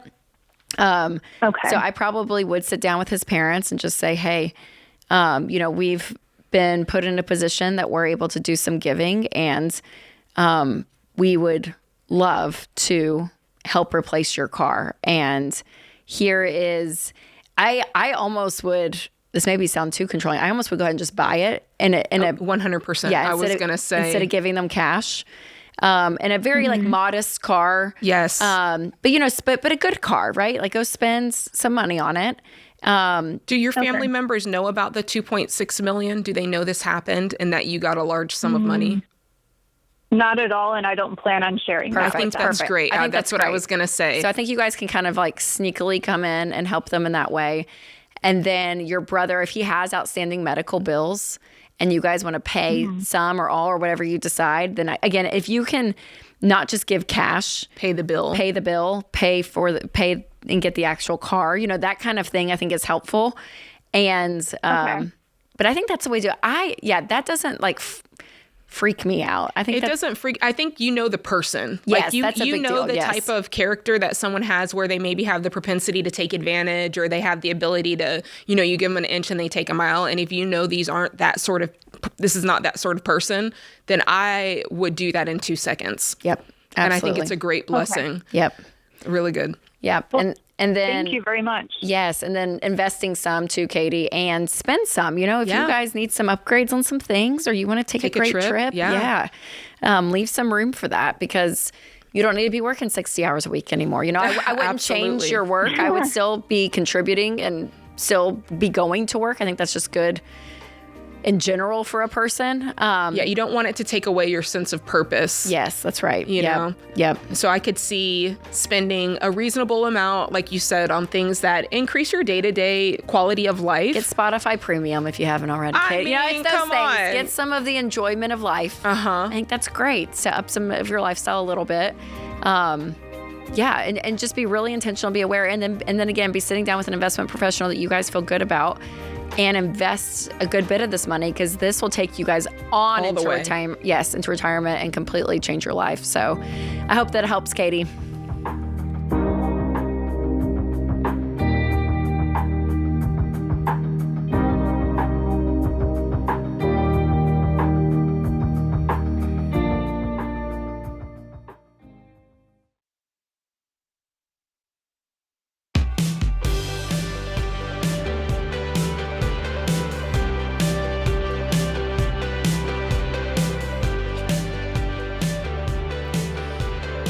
Our question of the day is brought to you by Why Refi? Defaulted private student loans don't go away by ignoring them, but you can face them with a plan. Why Refi helps you refinance into low fixed rate payments built around what you can afford, so that you can take control and get back on the baby steps. So go to whyrefi.com/Ramsey. That's the letter Y, REFY.com/Ramsey. May not be available in all states. Today's question comes from Daniel in California. He said, I'm 28 years old and have $100,000 in student loans, car loans, credit cards, and a 401k loan. My girlfriend and I have lived together for 3 years and recently got engaged. Would it be better for us to elope and then save for a formal wedding once my debt is paid off? Or should I pay off my debt while she saves for the wedding? She has no debt. I am currently working both full-time and part-time to knock out what I owe. Oh, man. This always hurts my heart. I was on the show with Ken, because Ken is like, not anti-wedding, but he's like, just don't worry. Like, it's fine. It's one day. I love a great wedding. So it always hurts my heart when I'm like, just go elope. But I would, Daniel, after 3 years, I'd go tie the knot, and then you guys can save up and pay for a great wedding. So I would go down to the courthouse, make it what it is, and then you guys save up for a fun party. And I think I would do it. So I would go get married. But again, it kind of hurts my heart a little bit, because I love a good wedding. I do too. She's gonna be the one that feels this. Yes, probably. Mm-hmm. Yep. But God, 100. That's going to take a while, even if you're working a part-time job. And you know what I mean? I'm like, that's going to be another 2.5 years possibly, depending on what he makes. So I wouldn't wait that long to get married. I would go ahead and get married. I wouldn't, unless her idea. Okay, I could talk about this a little bit more. Okay, go. If her idea of a formal wedding can be done for a lot less than what I'm thinking in my head, and you guys can cash flow 10 grand? it. Yeah. What are you thinking, 10, 15? Yeah, I was thinking 15, 20, but if you can cash flow it, both of you, and maybe it's like she, with her job can contribute half and you contribute half, I might could be okay for that. And you could do it in like 6 months or something. Mm-hmm. Yeah. Just because I just feel like she's going to be like, wait a second. I know. She's got to be bought in. You're telling me that I can't have my wedding because of your debt. I agree. Like, sitting in this chair, I know. It's right. But if Sam Warshaw came to me back in the day and was like, first off, I have $100,000 in debt, and for that reason, we're going to elope. I'd be like, true. She'd say nope. Ring. She'd say nope. I don't know if I would. That's a good point, though. If you can cash flow this, but I wouldn't wait. I wouldn't wait longer than 5 to 6 months, though. I would do it quick. Agree. I would do this quick, because you can have a really nice party It doesn't have to be in secret, I guess is what I'm saying. Right. You can have a really nice party and then save up and do another really nice party later on. Yes. So, it's tough. If you can save for it quick, again, 4 to 5 months. Yeah.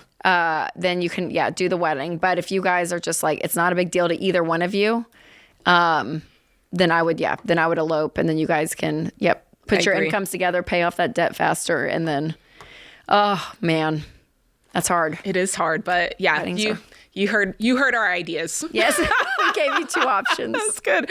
All right, we've got Richard, who's in Bowling Green, Kentucky, on the line, right up the road. What's going on, Richard? Oh, doing good. Thanks for taking my call. Yeah, you bet. How can we help today? Okay, I found you guys about a year and a half ago. Just a year ago, I'm lucky enough, I guess, or thankful enough. I found me a really good job. I make $140 a year. Good. And we kind of made a boo-boo. We bought my 16-year-old at the time a car, and she's like, I'm going to work. I'm going to pay for it, blah, blah, blah, blah. Well, she, after about 6 months, decided she wasn't going to work.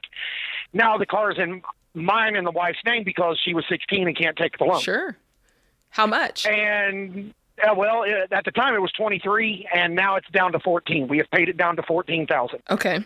My question is, should I sell it or should I keep it and just finish paying it off? Because I'm in my debt snowball right now, and it's like the bill I'm working on right now, it's 3 more debts above that, and then I'll be putting all towards that car. How much are you and your wife's vehicles worth? What'd you spend on those?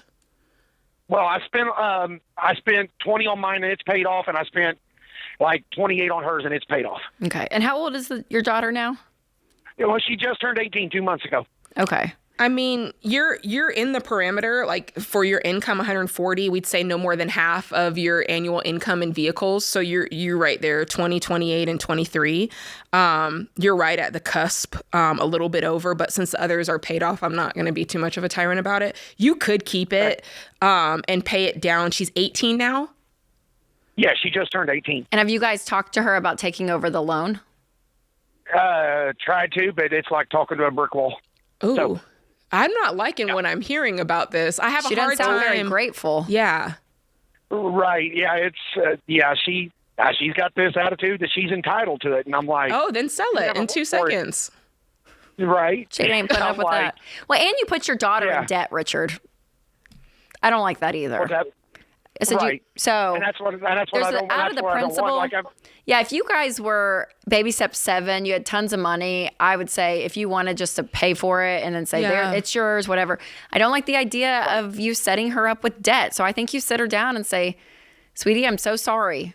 We messed up. You said we had a boo-boo, right? Yeah. That's what you said at the beginning of the call. Right. Not only is the deal that we had made disintegrated, which I don't blame her entirely. She's 16. Like the frontal part of her brain isn't even formed yet.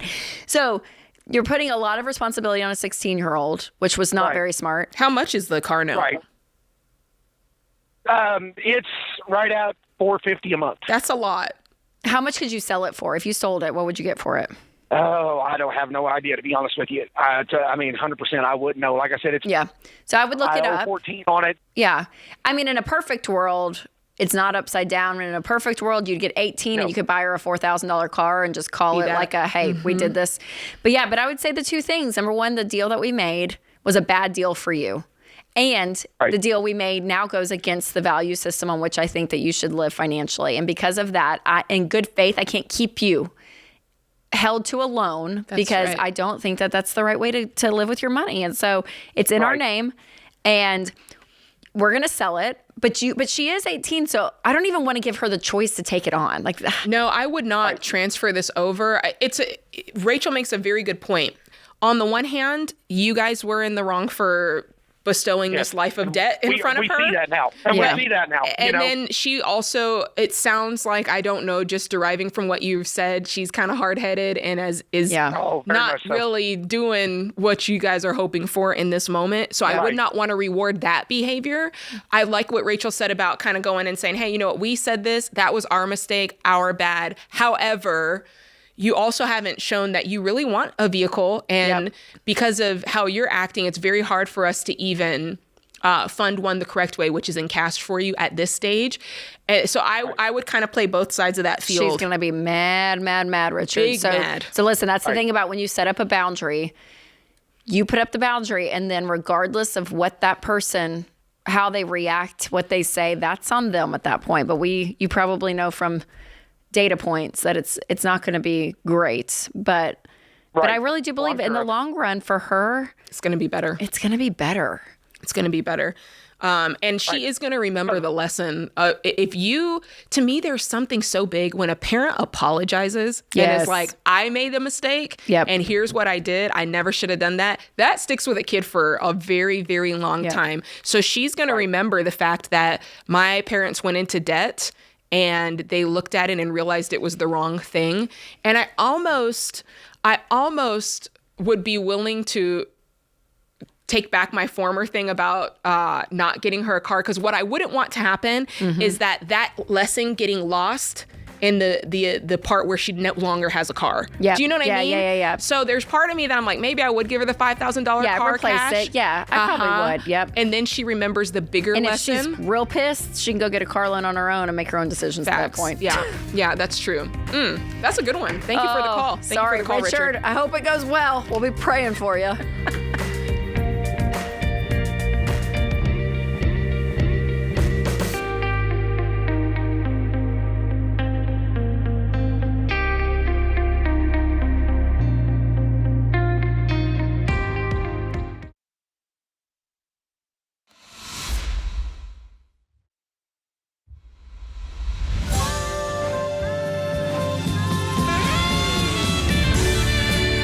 All right, welcome back to the Ramsey Show. We're here in the Fairwinds Credit Union studio taking calls about your life and money. I'm still with Rachel Cruze. I'm still Jade Warshaw. We're doing it. We're still doing it. All right, going back to Dominic, who's in Springfield, Massachusetts, I'm guessing, on the line. What's up, Dominic? Hello, Jade. How are you? I'm good. How can we help? Did I get it right? Is MA Massachusetts?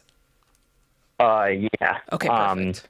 Yeah, so I just have a quick question for you guys, not too long. So I have a lot of money investing, so like I'm a rookie when it comes to investing. I just started. I hired an investor back in September, and I'm watching my investments go as along the way, and it doesn't look like my investments are doing as great as I wish I could. And the other thing is too, like I think I want to like cash out my investments, and because like a couple years down the road, I'm trying to buy a house and move out of my parents' house, and I just don't know if should I cash out the investments or just kind of hope for the best? And are they retirement? Is it like IRA, Roth IRA type stuff? What's it invested? No. So what's the vehicle? Well, no. So a lot of I do have a 401k, but I wouldn't use that for the house. It would. So I have a lot of my money in the S&P 500. Okay. I have $97,000 in what's called Riverbridge, and then I have another $135,000 in like another little fund that they have. It's called a structured note. Okay, and they're just is just a taxable brokerage account? Yeah, one of them is like kind of like a brokerage account, and then the other one is I'm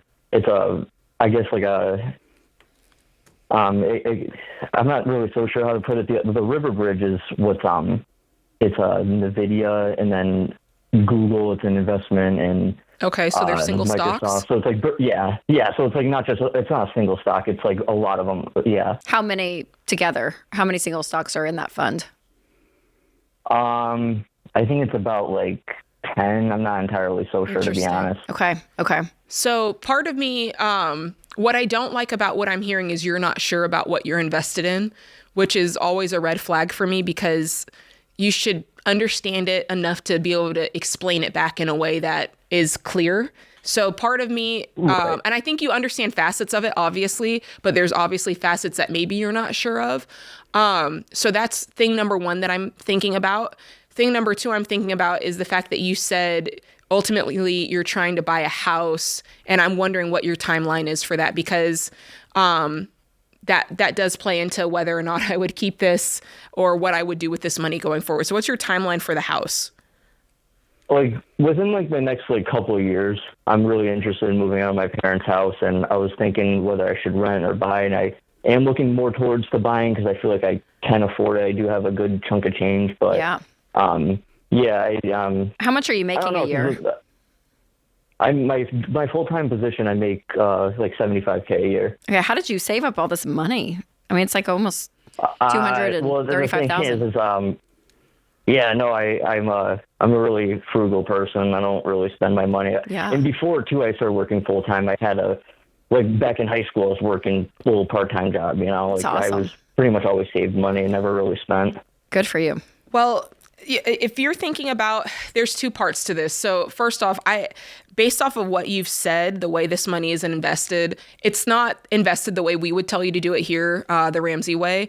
It sounds like your 135 is probably mostly in bonds or something like that with the structured note that you have. And then the others in index funds, which is fine. We would teach you, if you are going to invest your money, to do it in mutual funds across 4 different types. And it doesn't sound like you have it invested that way. So I would think about rolling that money into the proper investments versus cashing it out per se. Now, if you were ready to buy a house immediately, I would say you could go ahead and pull it out. But if you really are thinking, hey, this is 2 to 3 years down the line, what I'd be doing is I'd be meeting with a SmartVestor Pro and saying, hey, I have this money invested. The reason that your return is not very great is it sounds like you have a lot of bonds with that 135 invested. That's why it's probably going very slowly. And I would say, I don't like the way this money is invested. I don't believe it's invested the Ramsey way and that it's getting me the best rate of return. And then I would have them roll it over into better funds. And then, I just let it sit and grow for the next however many years until you're ready. And just understand that when money is invested for 5 years or less, you may or may not, you know what I mean? That 5-year point is kind of when we see like there is a locked in, your money has grown. There's a higher rate that it will have grown by 5 years versus if it's less than 5 years, there's more fluctuation within that. So just know that. And even like the Riverbridge account, like I would almost feel more okay with that if you said there were 50 individual stocks in there. But the 10 feels really limited. A lot of risk in that. To be honest with you, with the Riverbridge, I think it is a lot more single stocks. It's just I don't do this by myself. I hired a professional. He's really good. I like him a lot, and he answers all my questions when I ask him. And but your returns aren't what you said they should be. That's a red flag for me. I don't know if it's really necessarily his fault. It's just, I guess it's just the stock market. It's just it depends on what you're invested in. That's the whole point. So if you're invested the way we say, like your bonds are going to move slower than anything else. That's kind of like what you transfer to when you're almost ready to retire. So you could stand to be more aggressive in your approach. That's just me high level looking at it based on what you said. Yeah, looking at some funds that are, aggressive growth type mutual funds, you probably would see more return. But also, it is the long game. So I would make sure that, from a investment strategy perspective, like what you're saying, Jade, there's a right way to play that long game. I agree. I mean, don't get me wrong. If you love this guy and you think that you just need to spend more time with him to understand, great. I'm not going to tell you to divert, but it might even be that just not really giving it a fair chance. Cause like I used to just do like CDs, which is like guaranteed. But then once you go to the stock market, you're like, whoa, you know what I mean? Totally. That's a big jump. I see them just not really. Yeah. Well, and I think, over the next 2 to 3 years, Dominic, I would use majority of this to put as much down on a house as possible, and then have that, and then re-energize the investment machine, if you will. So I think I would look into it, but 2 to 3 years isn't going to make or break you because you're probably going to use this for the house. But I would, just from a knowledge perspective, like what Jade's saying, is sit down and really get a good grasp on what all this is and check out our investment, philosophy on the 4 types of mutual funds. And again, we're even okay with an index fund that's just over, the broad scope if you just want to put your money in that too. But the diversification piece is really big. So that's what I would ask him about that other fund. But I'd get out of the bond market personally. I would too. It sounds like, I was just kind of looking at it a little bit, and it just sounds like it's way more predictable. There's an income facet of it. There's a lot of protection against the downside of the market. So it sounds like this is just very, very conservative for you. And at your age, you probably don't need it. You don't need to be. Yeah, you got time, buddy. So get out there Test the waters. Well is what I done, would Dominic. say. Though keep the habits in place. Though the fact that you've saved that much is so impressive. Very we just good. want it to go as far as possible for you. Yes, absolutely. Thank you so much for the call.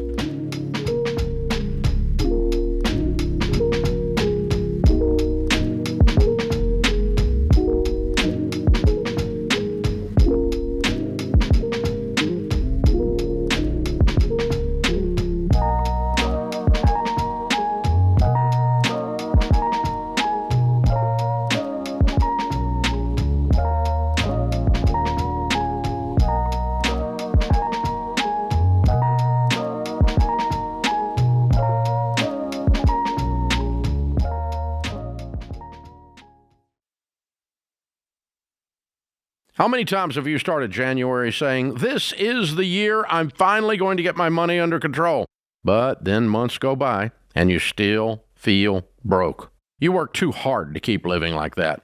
Look, there's only one way to move the needle on your finances this year. You've got to have a plan. So start by downloading Every Dollar. Every Dollar is way more than our world-class budgeting app. In 15 minutes, we'll build you a personalized plan to free up extra margin in your budget and use it to beat debt and build wealth. You'll find thousands of dollars on average just the first day. And you'll get new steps and new lessons every day that help you stay on track and create unstoppable momentum. Don't waste one more day feeling broke and stressed. Get your plan in just 15 minutes by downloading Every Dollar for free today.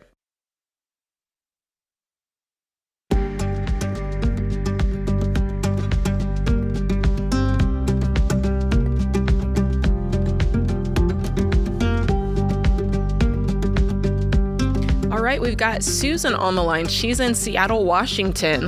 Hi, Susan. Thanks for joining us. How can we help today? Hey, thanks for taking my call. So I'm kind of at a loss. The man I married, we've known each other 4.5 years, and we got married 4 months before he passed away. Oh my gosh, Susan. Anyway, I've always had a soft landing in my life. And there's always been somebody. Well, this is the first time. And again, it's a little bit of a soft landing. He left a little life insurance. I've sold a lot of assets that I have, and it's helped. I am self-employed. But what I found myself, and I went through a grief support group thing, and one of the things they talked about was grief spending. Mm-hmm. I'm like, oh, that's not me. Sure enough, it was about 4 weeks ago I realized, oh my gosh, I'm a grief spender. I mean, I was just going over my numbers. He passed in August, and since September, over my budget. I have spent $33,800. Now, some of that was on tires for the car and, oil change and stuff. But the majority of that has just been on memberships, house cleaners, gardeners, handymen, and dog stuff, and just stuff I don't need or didn't need to buy. And every time, and I just empathize with myself, when I would click that little buy button on Amazon, it was, my gosh. Are you using the insurance money for this, or is this something you're going into debt to No, fund? fortunately, no. I'm not going into debt. So I currently, right now, in savings, I'm down to $20,000, and 3 months ago there was $57,000 in there. Mm-hmm. Okay, some of that I've been using to live on. I need $2,000 a month to live on in my house. My business requires $2,000, and it's sustaining on its own, so I'm not worried about that. But I do need my business to kick it up a notch so that it can support my business and me. But that's going to take time, because when he got sick, I did back off clientele, et cetera. The $2,000 a month you live on, what's that cover? Do you live someplace where there's no mortgage, or tell us more about I that? rent. It's a rent, and that's utilities. Rent is $14.50, and it's gas, lights, trash, water, and internet. Okay, and that's going to be gone in 10 months. Well, Yeah, if I keep going in the way I'm going, yeah. Yeah. I am getting more inheritance next week. There's another inheritance check coming. How much? That'll boost that 20 up to 50,000, so it'll be 30,000. And then there is another probably 25,000 in assets that I need to sell. Okay.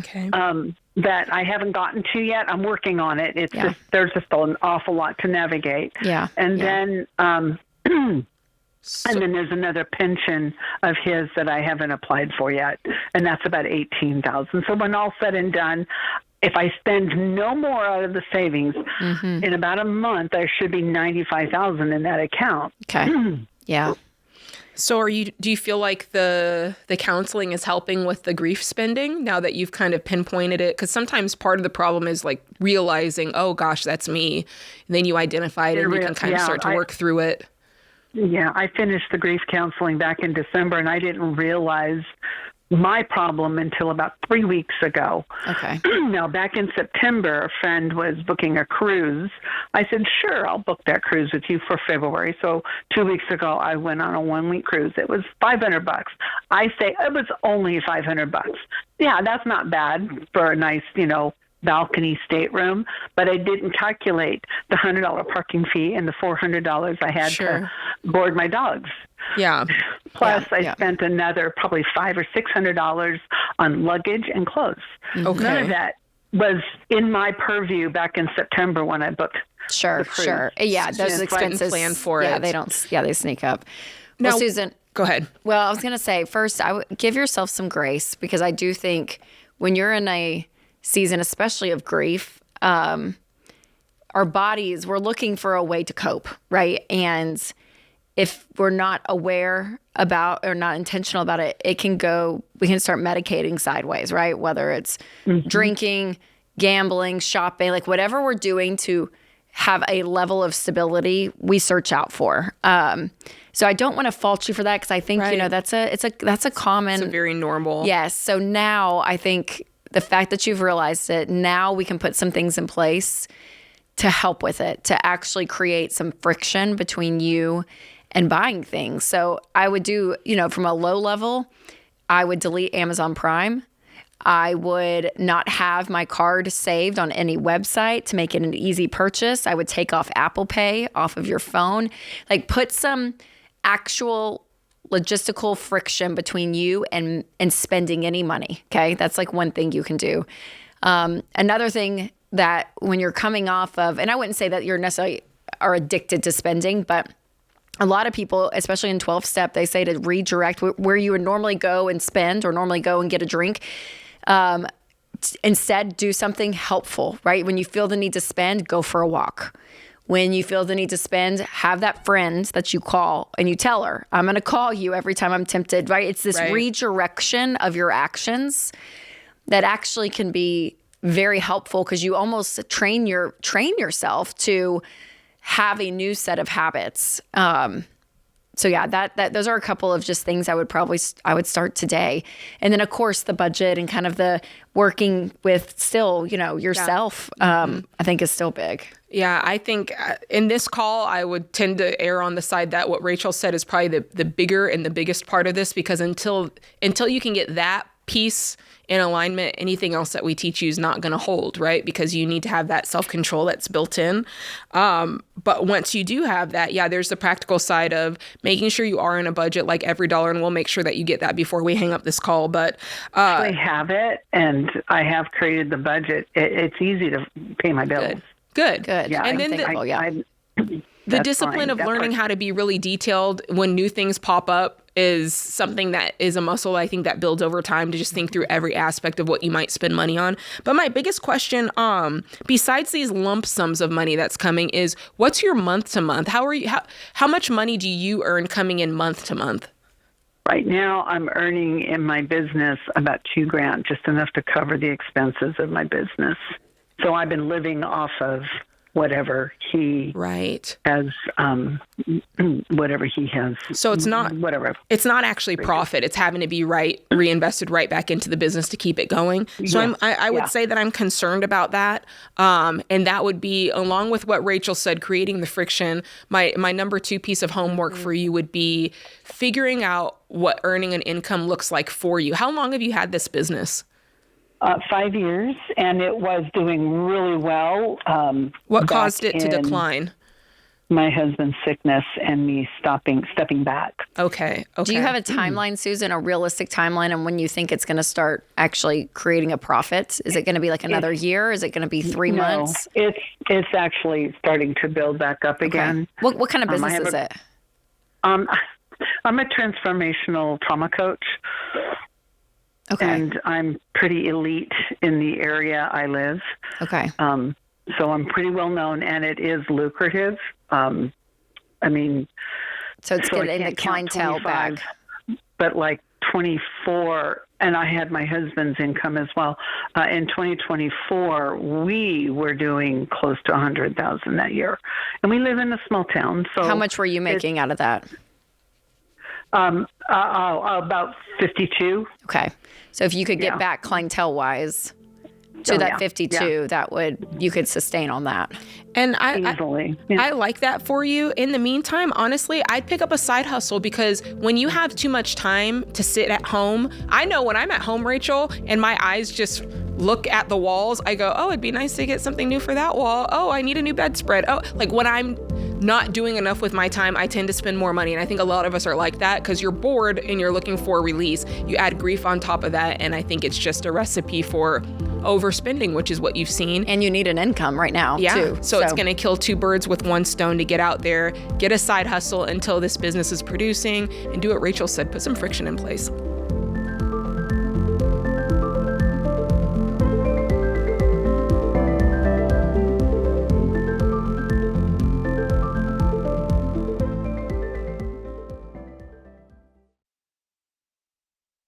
It's that time again, folks. Tax season is here.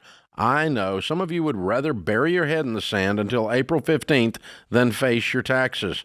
But here's a better idea.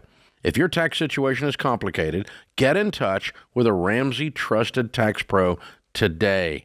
That way they can take the stress off your shoulders once those tax forms come in, and teach you how to keep your tax bill as low as possible. But don't wait. Ramsey Trusted Pros can book up fast. Go to RamseySolutions.com/taxpro to find one who serves your area with excellence. That's RamseySolutions.com/taxpro.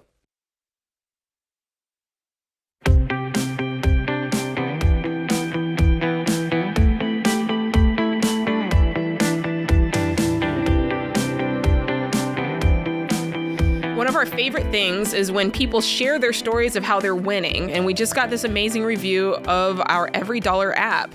She says, I love this app. It makes it super easy to budget with my husband. We have implemented this practice since our wedding day, and we've had 0 money fights because there is full transparency and we're on the same page. Love that. That's amazing. Hey, you can do it too. You can take control of your money, and you can change your family tree. You can live like no one else. Go download our Every Dollar Budget app for free in the App Store or Google Play. Alrighty then. Stephen is in Hartford, Connecticut. Hey, Stephen, how can we help today? Hi, I was doing the baby steps, and I'm finally at that pay off the mortgage step. Yay! I found you guys last year through a guy at work. Awesome. I've been messing up, and I've been putting money towards my escrow. Is there a really good way to attack the mortgage? Because I'd love to be paid off in about 5 years. Yeah. Or sooner. I mean, the best way is to pay extra payments. So you pay your normal payment that's due, that satisfies the interest, and then after that's free and clear, then you can go back and put extra payments and put them directly onto the principal. And that truly is the best way to do it over time.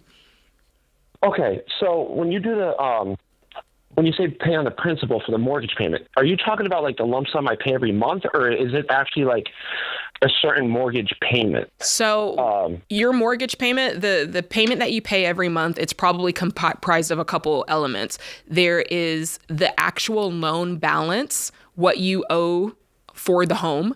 And then you probably have some insurance that's built in there, some taxes that are built in there, right? HOA, sometimes that's built in. So your payment is going to all those different places when you pay your monthly payment.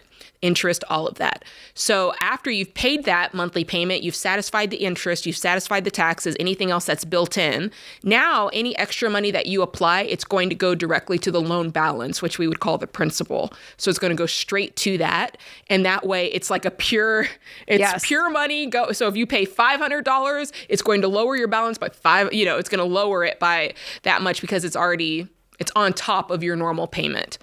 And a lot of times... That's what I thought I was doing, but it was actually just sitting in my escrow, and then I got a check for the remainder. So what I would do is you can either call it in and tell them. I know on mine, you could go in and you can actually decipher if it's going to be a normal payment or if it's going to be a principal-only payment. It actually has the option.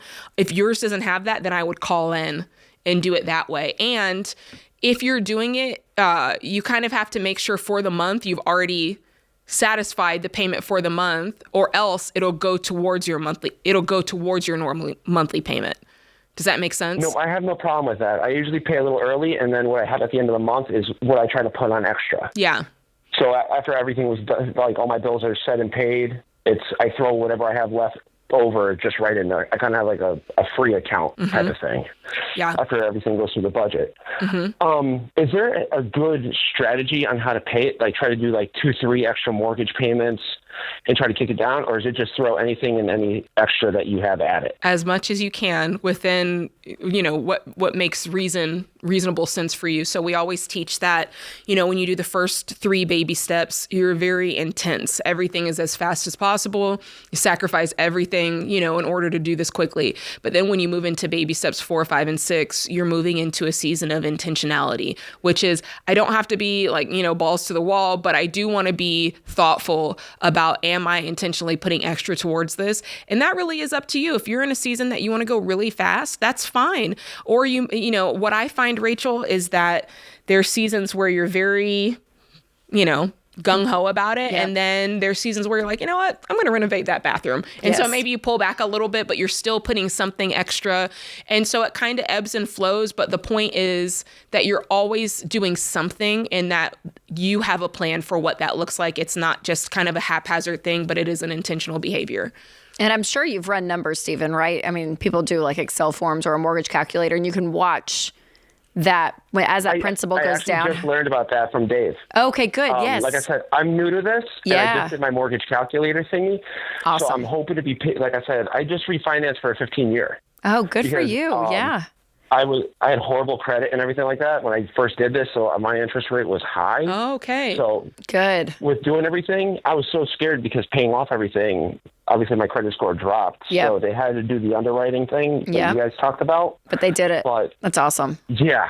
Well done, now Stephen. It's down to a 15-year, and I just really want to pay it off. Yes. Well, for a lot of people, when you start to see those numbers, and what's crazy is even, I don't remember the math, but we did this at a live event recently. It was like 4 extra mortgage payments a year, and how quickly that takes off, what it does on the principal, and how much interest you save. Tens of thousands, if not even hundreds of thousands of dollars of interest. Like it is wild. What even just a little bit will do. Do you know what I mean? That's what's so encouraging about it, is when you start plugging in your numbers, you're like, oh my gosh, like this goes a really long way. And a lot of people that are doing the baby steps, they pay their houses off in 7 to 10 years. So yeah, you may be faster than that, Stephen. Or you may be right around that. But I think when you at least have the mindset that you want to pay off your house, it happens faster than just settling and saying, I'll have a mortgage for 30 years or 15 years. Yeah. So if you do what Rachel said, on a 30-year mortgage, just doing 4 extra principal payments, you could reduce it by 17 to 20 years. Yes. Just by doing 4 extra principal payments. Does it say 15? On a 15-year, it could shrink it to around 10 to 11 years. Okay. So that is major. That's just 5 years. Yeah. On just a few extra mortgage payments. So if you did that 6 times a year, right? Like it starts to just shrink so quickly. That's what's wild about it. Yeah, it's really, really crazy. Yeah, if you spent the average right now, which is around $400,000 on a mortgage, the normal terms, on a 30-year, you would save potentially $200,000 in interest. Isn't that crazy? Simply by doing that. Yeah. Yeah. So if you've not ever played around with these numbers, you can get yourself, like, you can go down a rabbit hole of just like, really realizing. And that's money back in your pocket. Hundreds of thousands of dollars that's not going to interest. It's for you. Yes, you save that. It's amazing. And can we just say that for a minute? Sometimes when you're talking about numbers like this and they feel like they're out in the future, it can feel like it doesn't matter. But it does. These are real dollars that you are paying. Real dollars. $200,000 that will come from your money. Yep. And so just really take some time and think about that. It can feel almost like it's not us. Real. Yes. But it is. It is real money. All right. Very, very good. Let's go to Holly in Sacramento, California. Holly, you're up. How can we help today? Hi there. Thanks for taking my call. Yeah, you're I welcome. have a two-part question. The first one, I'm a single teacher mom. I make $114,000 a year. I have life insurance through work at $300,000, and I'm just wondering if I need extra term life insurance on top of that. Yes, I would. We say 10 to 12 times your annual income, so I would put more like $1 million. Have $1 million policy. Yeah. Okay. Yes. And hopefully you can get it. Hopefully, and you can supplement it if you want to keep the work one. I'd be okay with that if you got a $700,000 term life, and it shouldn't be too expensive if you're, healthy and all the things. So, but that's what I would have that to supplement. Yeah, and you can get that through Xander. You can hop on and they'll get you set up. It's really easy now. I mean, they'll even come to your house and everything like that. Okay. Yeah, it's great. Yeah. Okay, and my other question is, I recently paid off my car and one other large debt. Congratulations. Thank you. I'm working on paying off my HELOC loan, and it's at $20,000 right now. I'm paying $1,000 a month, and I'm just curious, what should my next steps be in order to continue to support my child?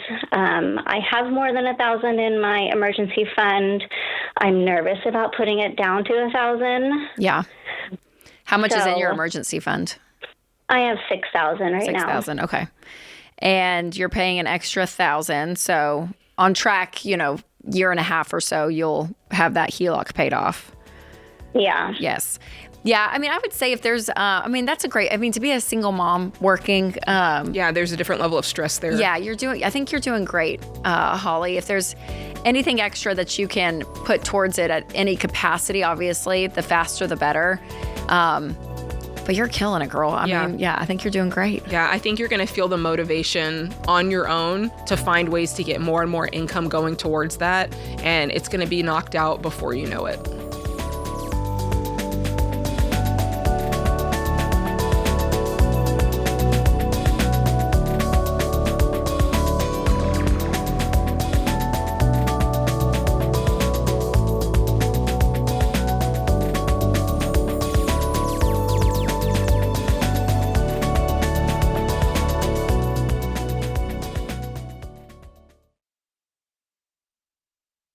Hey guys, Dave Ramsey here. Every day on this show, we help people work through real money problems and figure out what to do next. Now, you can get that same kind of help anytime with Ask Ramsey. Ask your money question and get answers built on Ramsey principles we use on the show. Whether you're making a decision or just want something explained, Ask Ramsey is here to help. It's fast, simple, and free to use. Go to RamseySolutions.com and try Ask Ramsey today. That's RamseySolutions.com.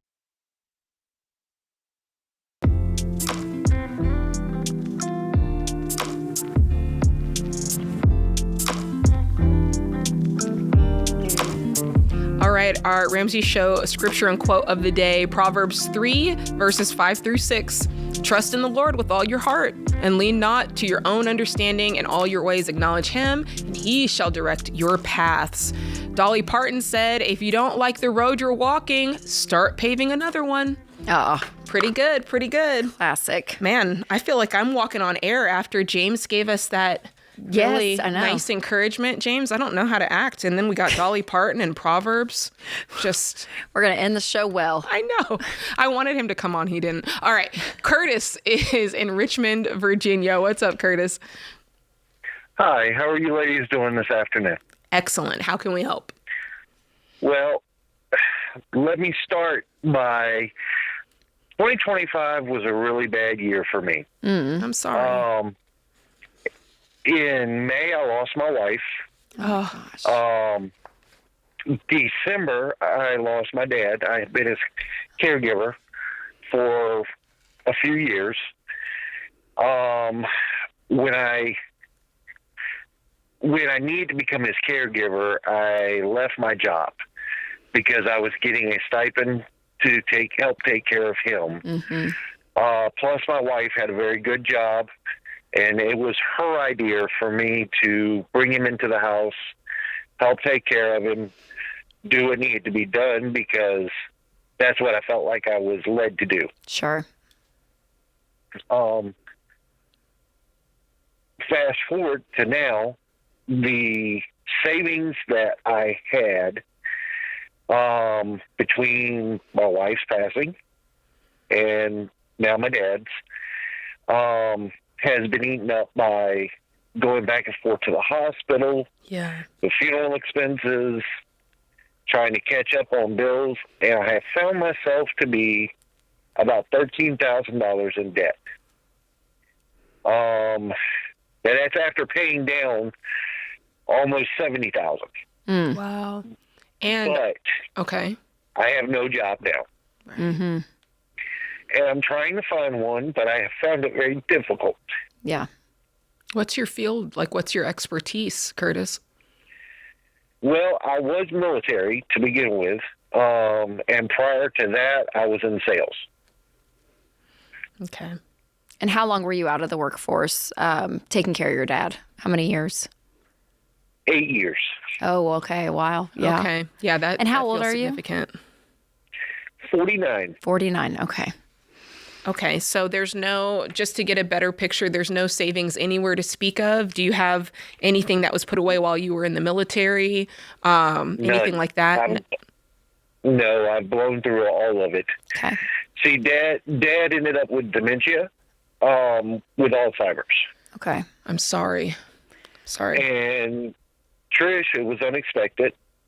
She passed with a massive heart attack. Oh my gosh, Curtis. So, I'm so sorry. This is really tough. Yeah. That was but a I'm trying really to hard stay, year. I'm trying to stay positive. I'm trying to put it in God's hands, because that's what but you're both of them also- would want me to do.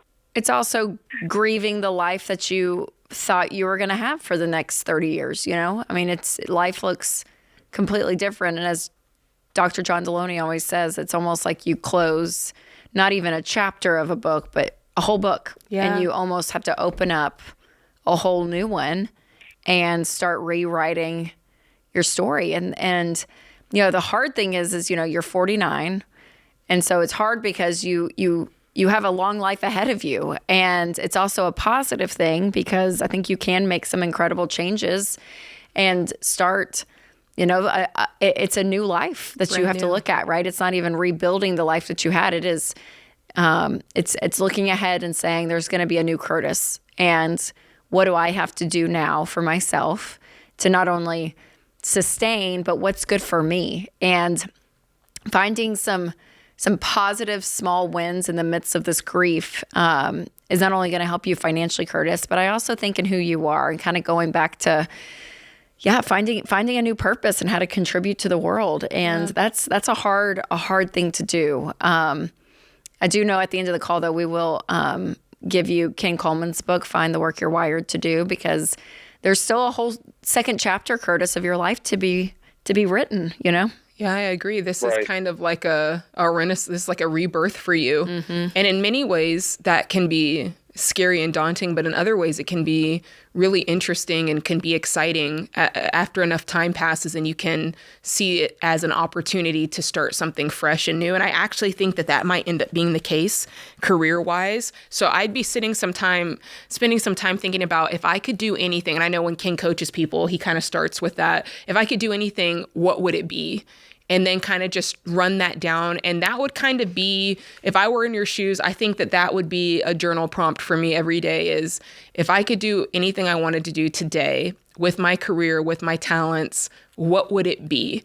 And I would just spend time thinking about that, because I think sometimes in life we don't give ourselves, there's always something going on and we do what we have to do, we do what we need to do, but very rarely do we always do the things that we want to do. So I think that would be a really good exercise for you. And I think it's just going to take time. Yeah, absolutely.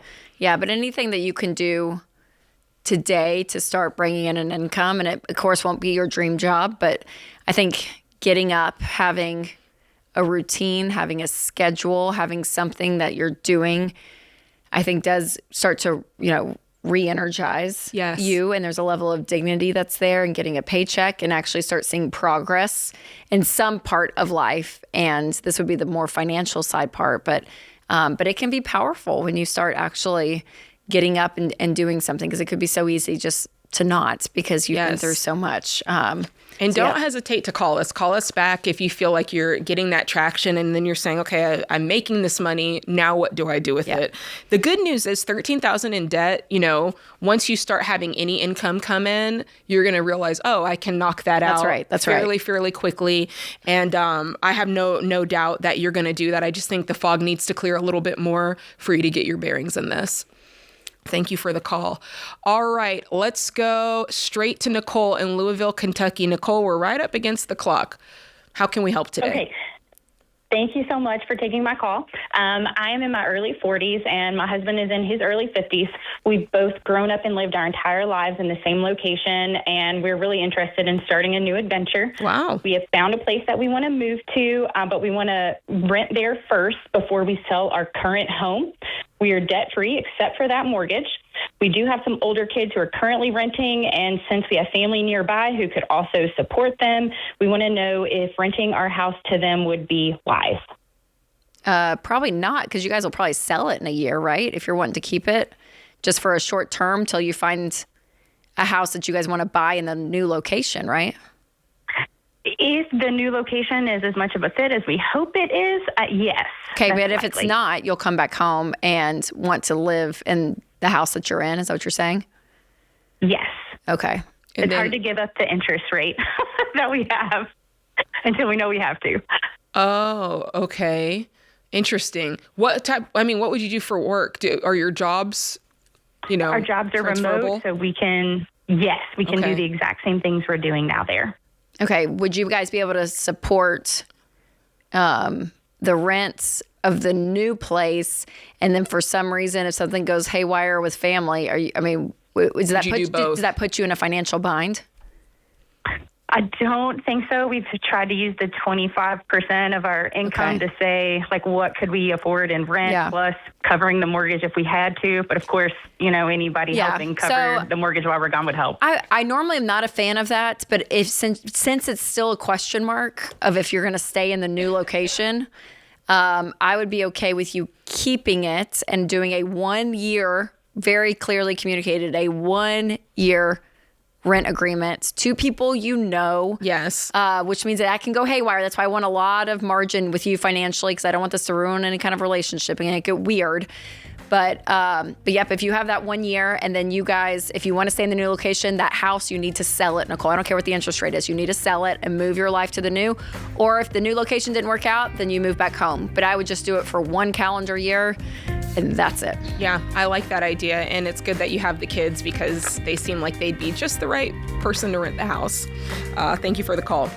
All right, guys, thanks for hanging out with us. Remember, there's ultimately only one way to financial peace, and that's to walk daily with the Prince of Peace, Christ Jesus.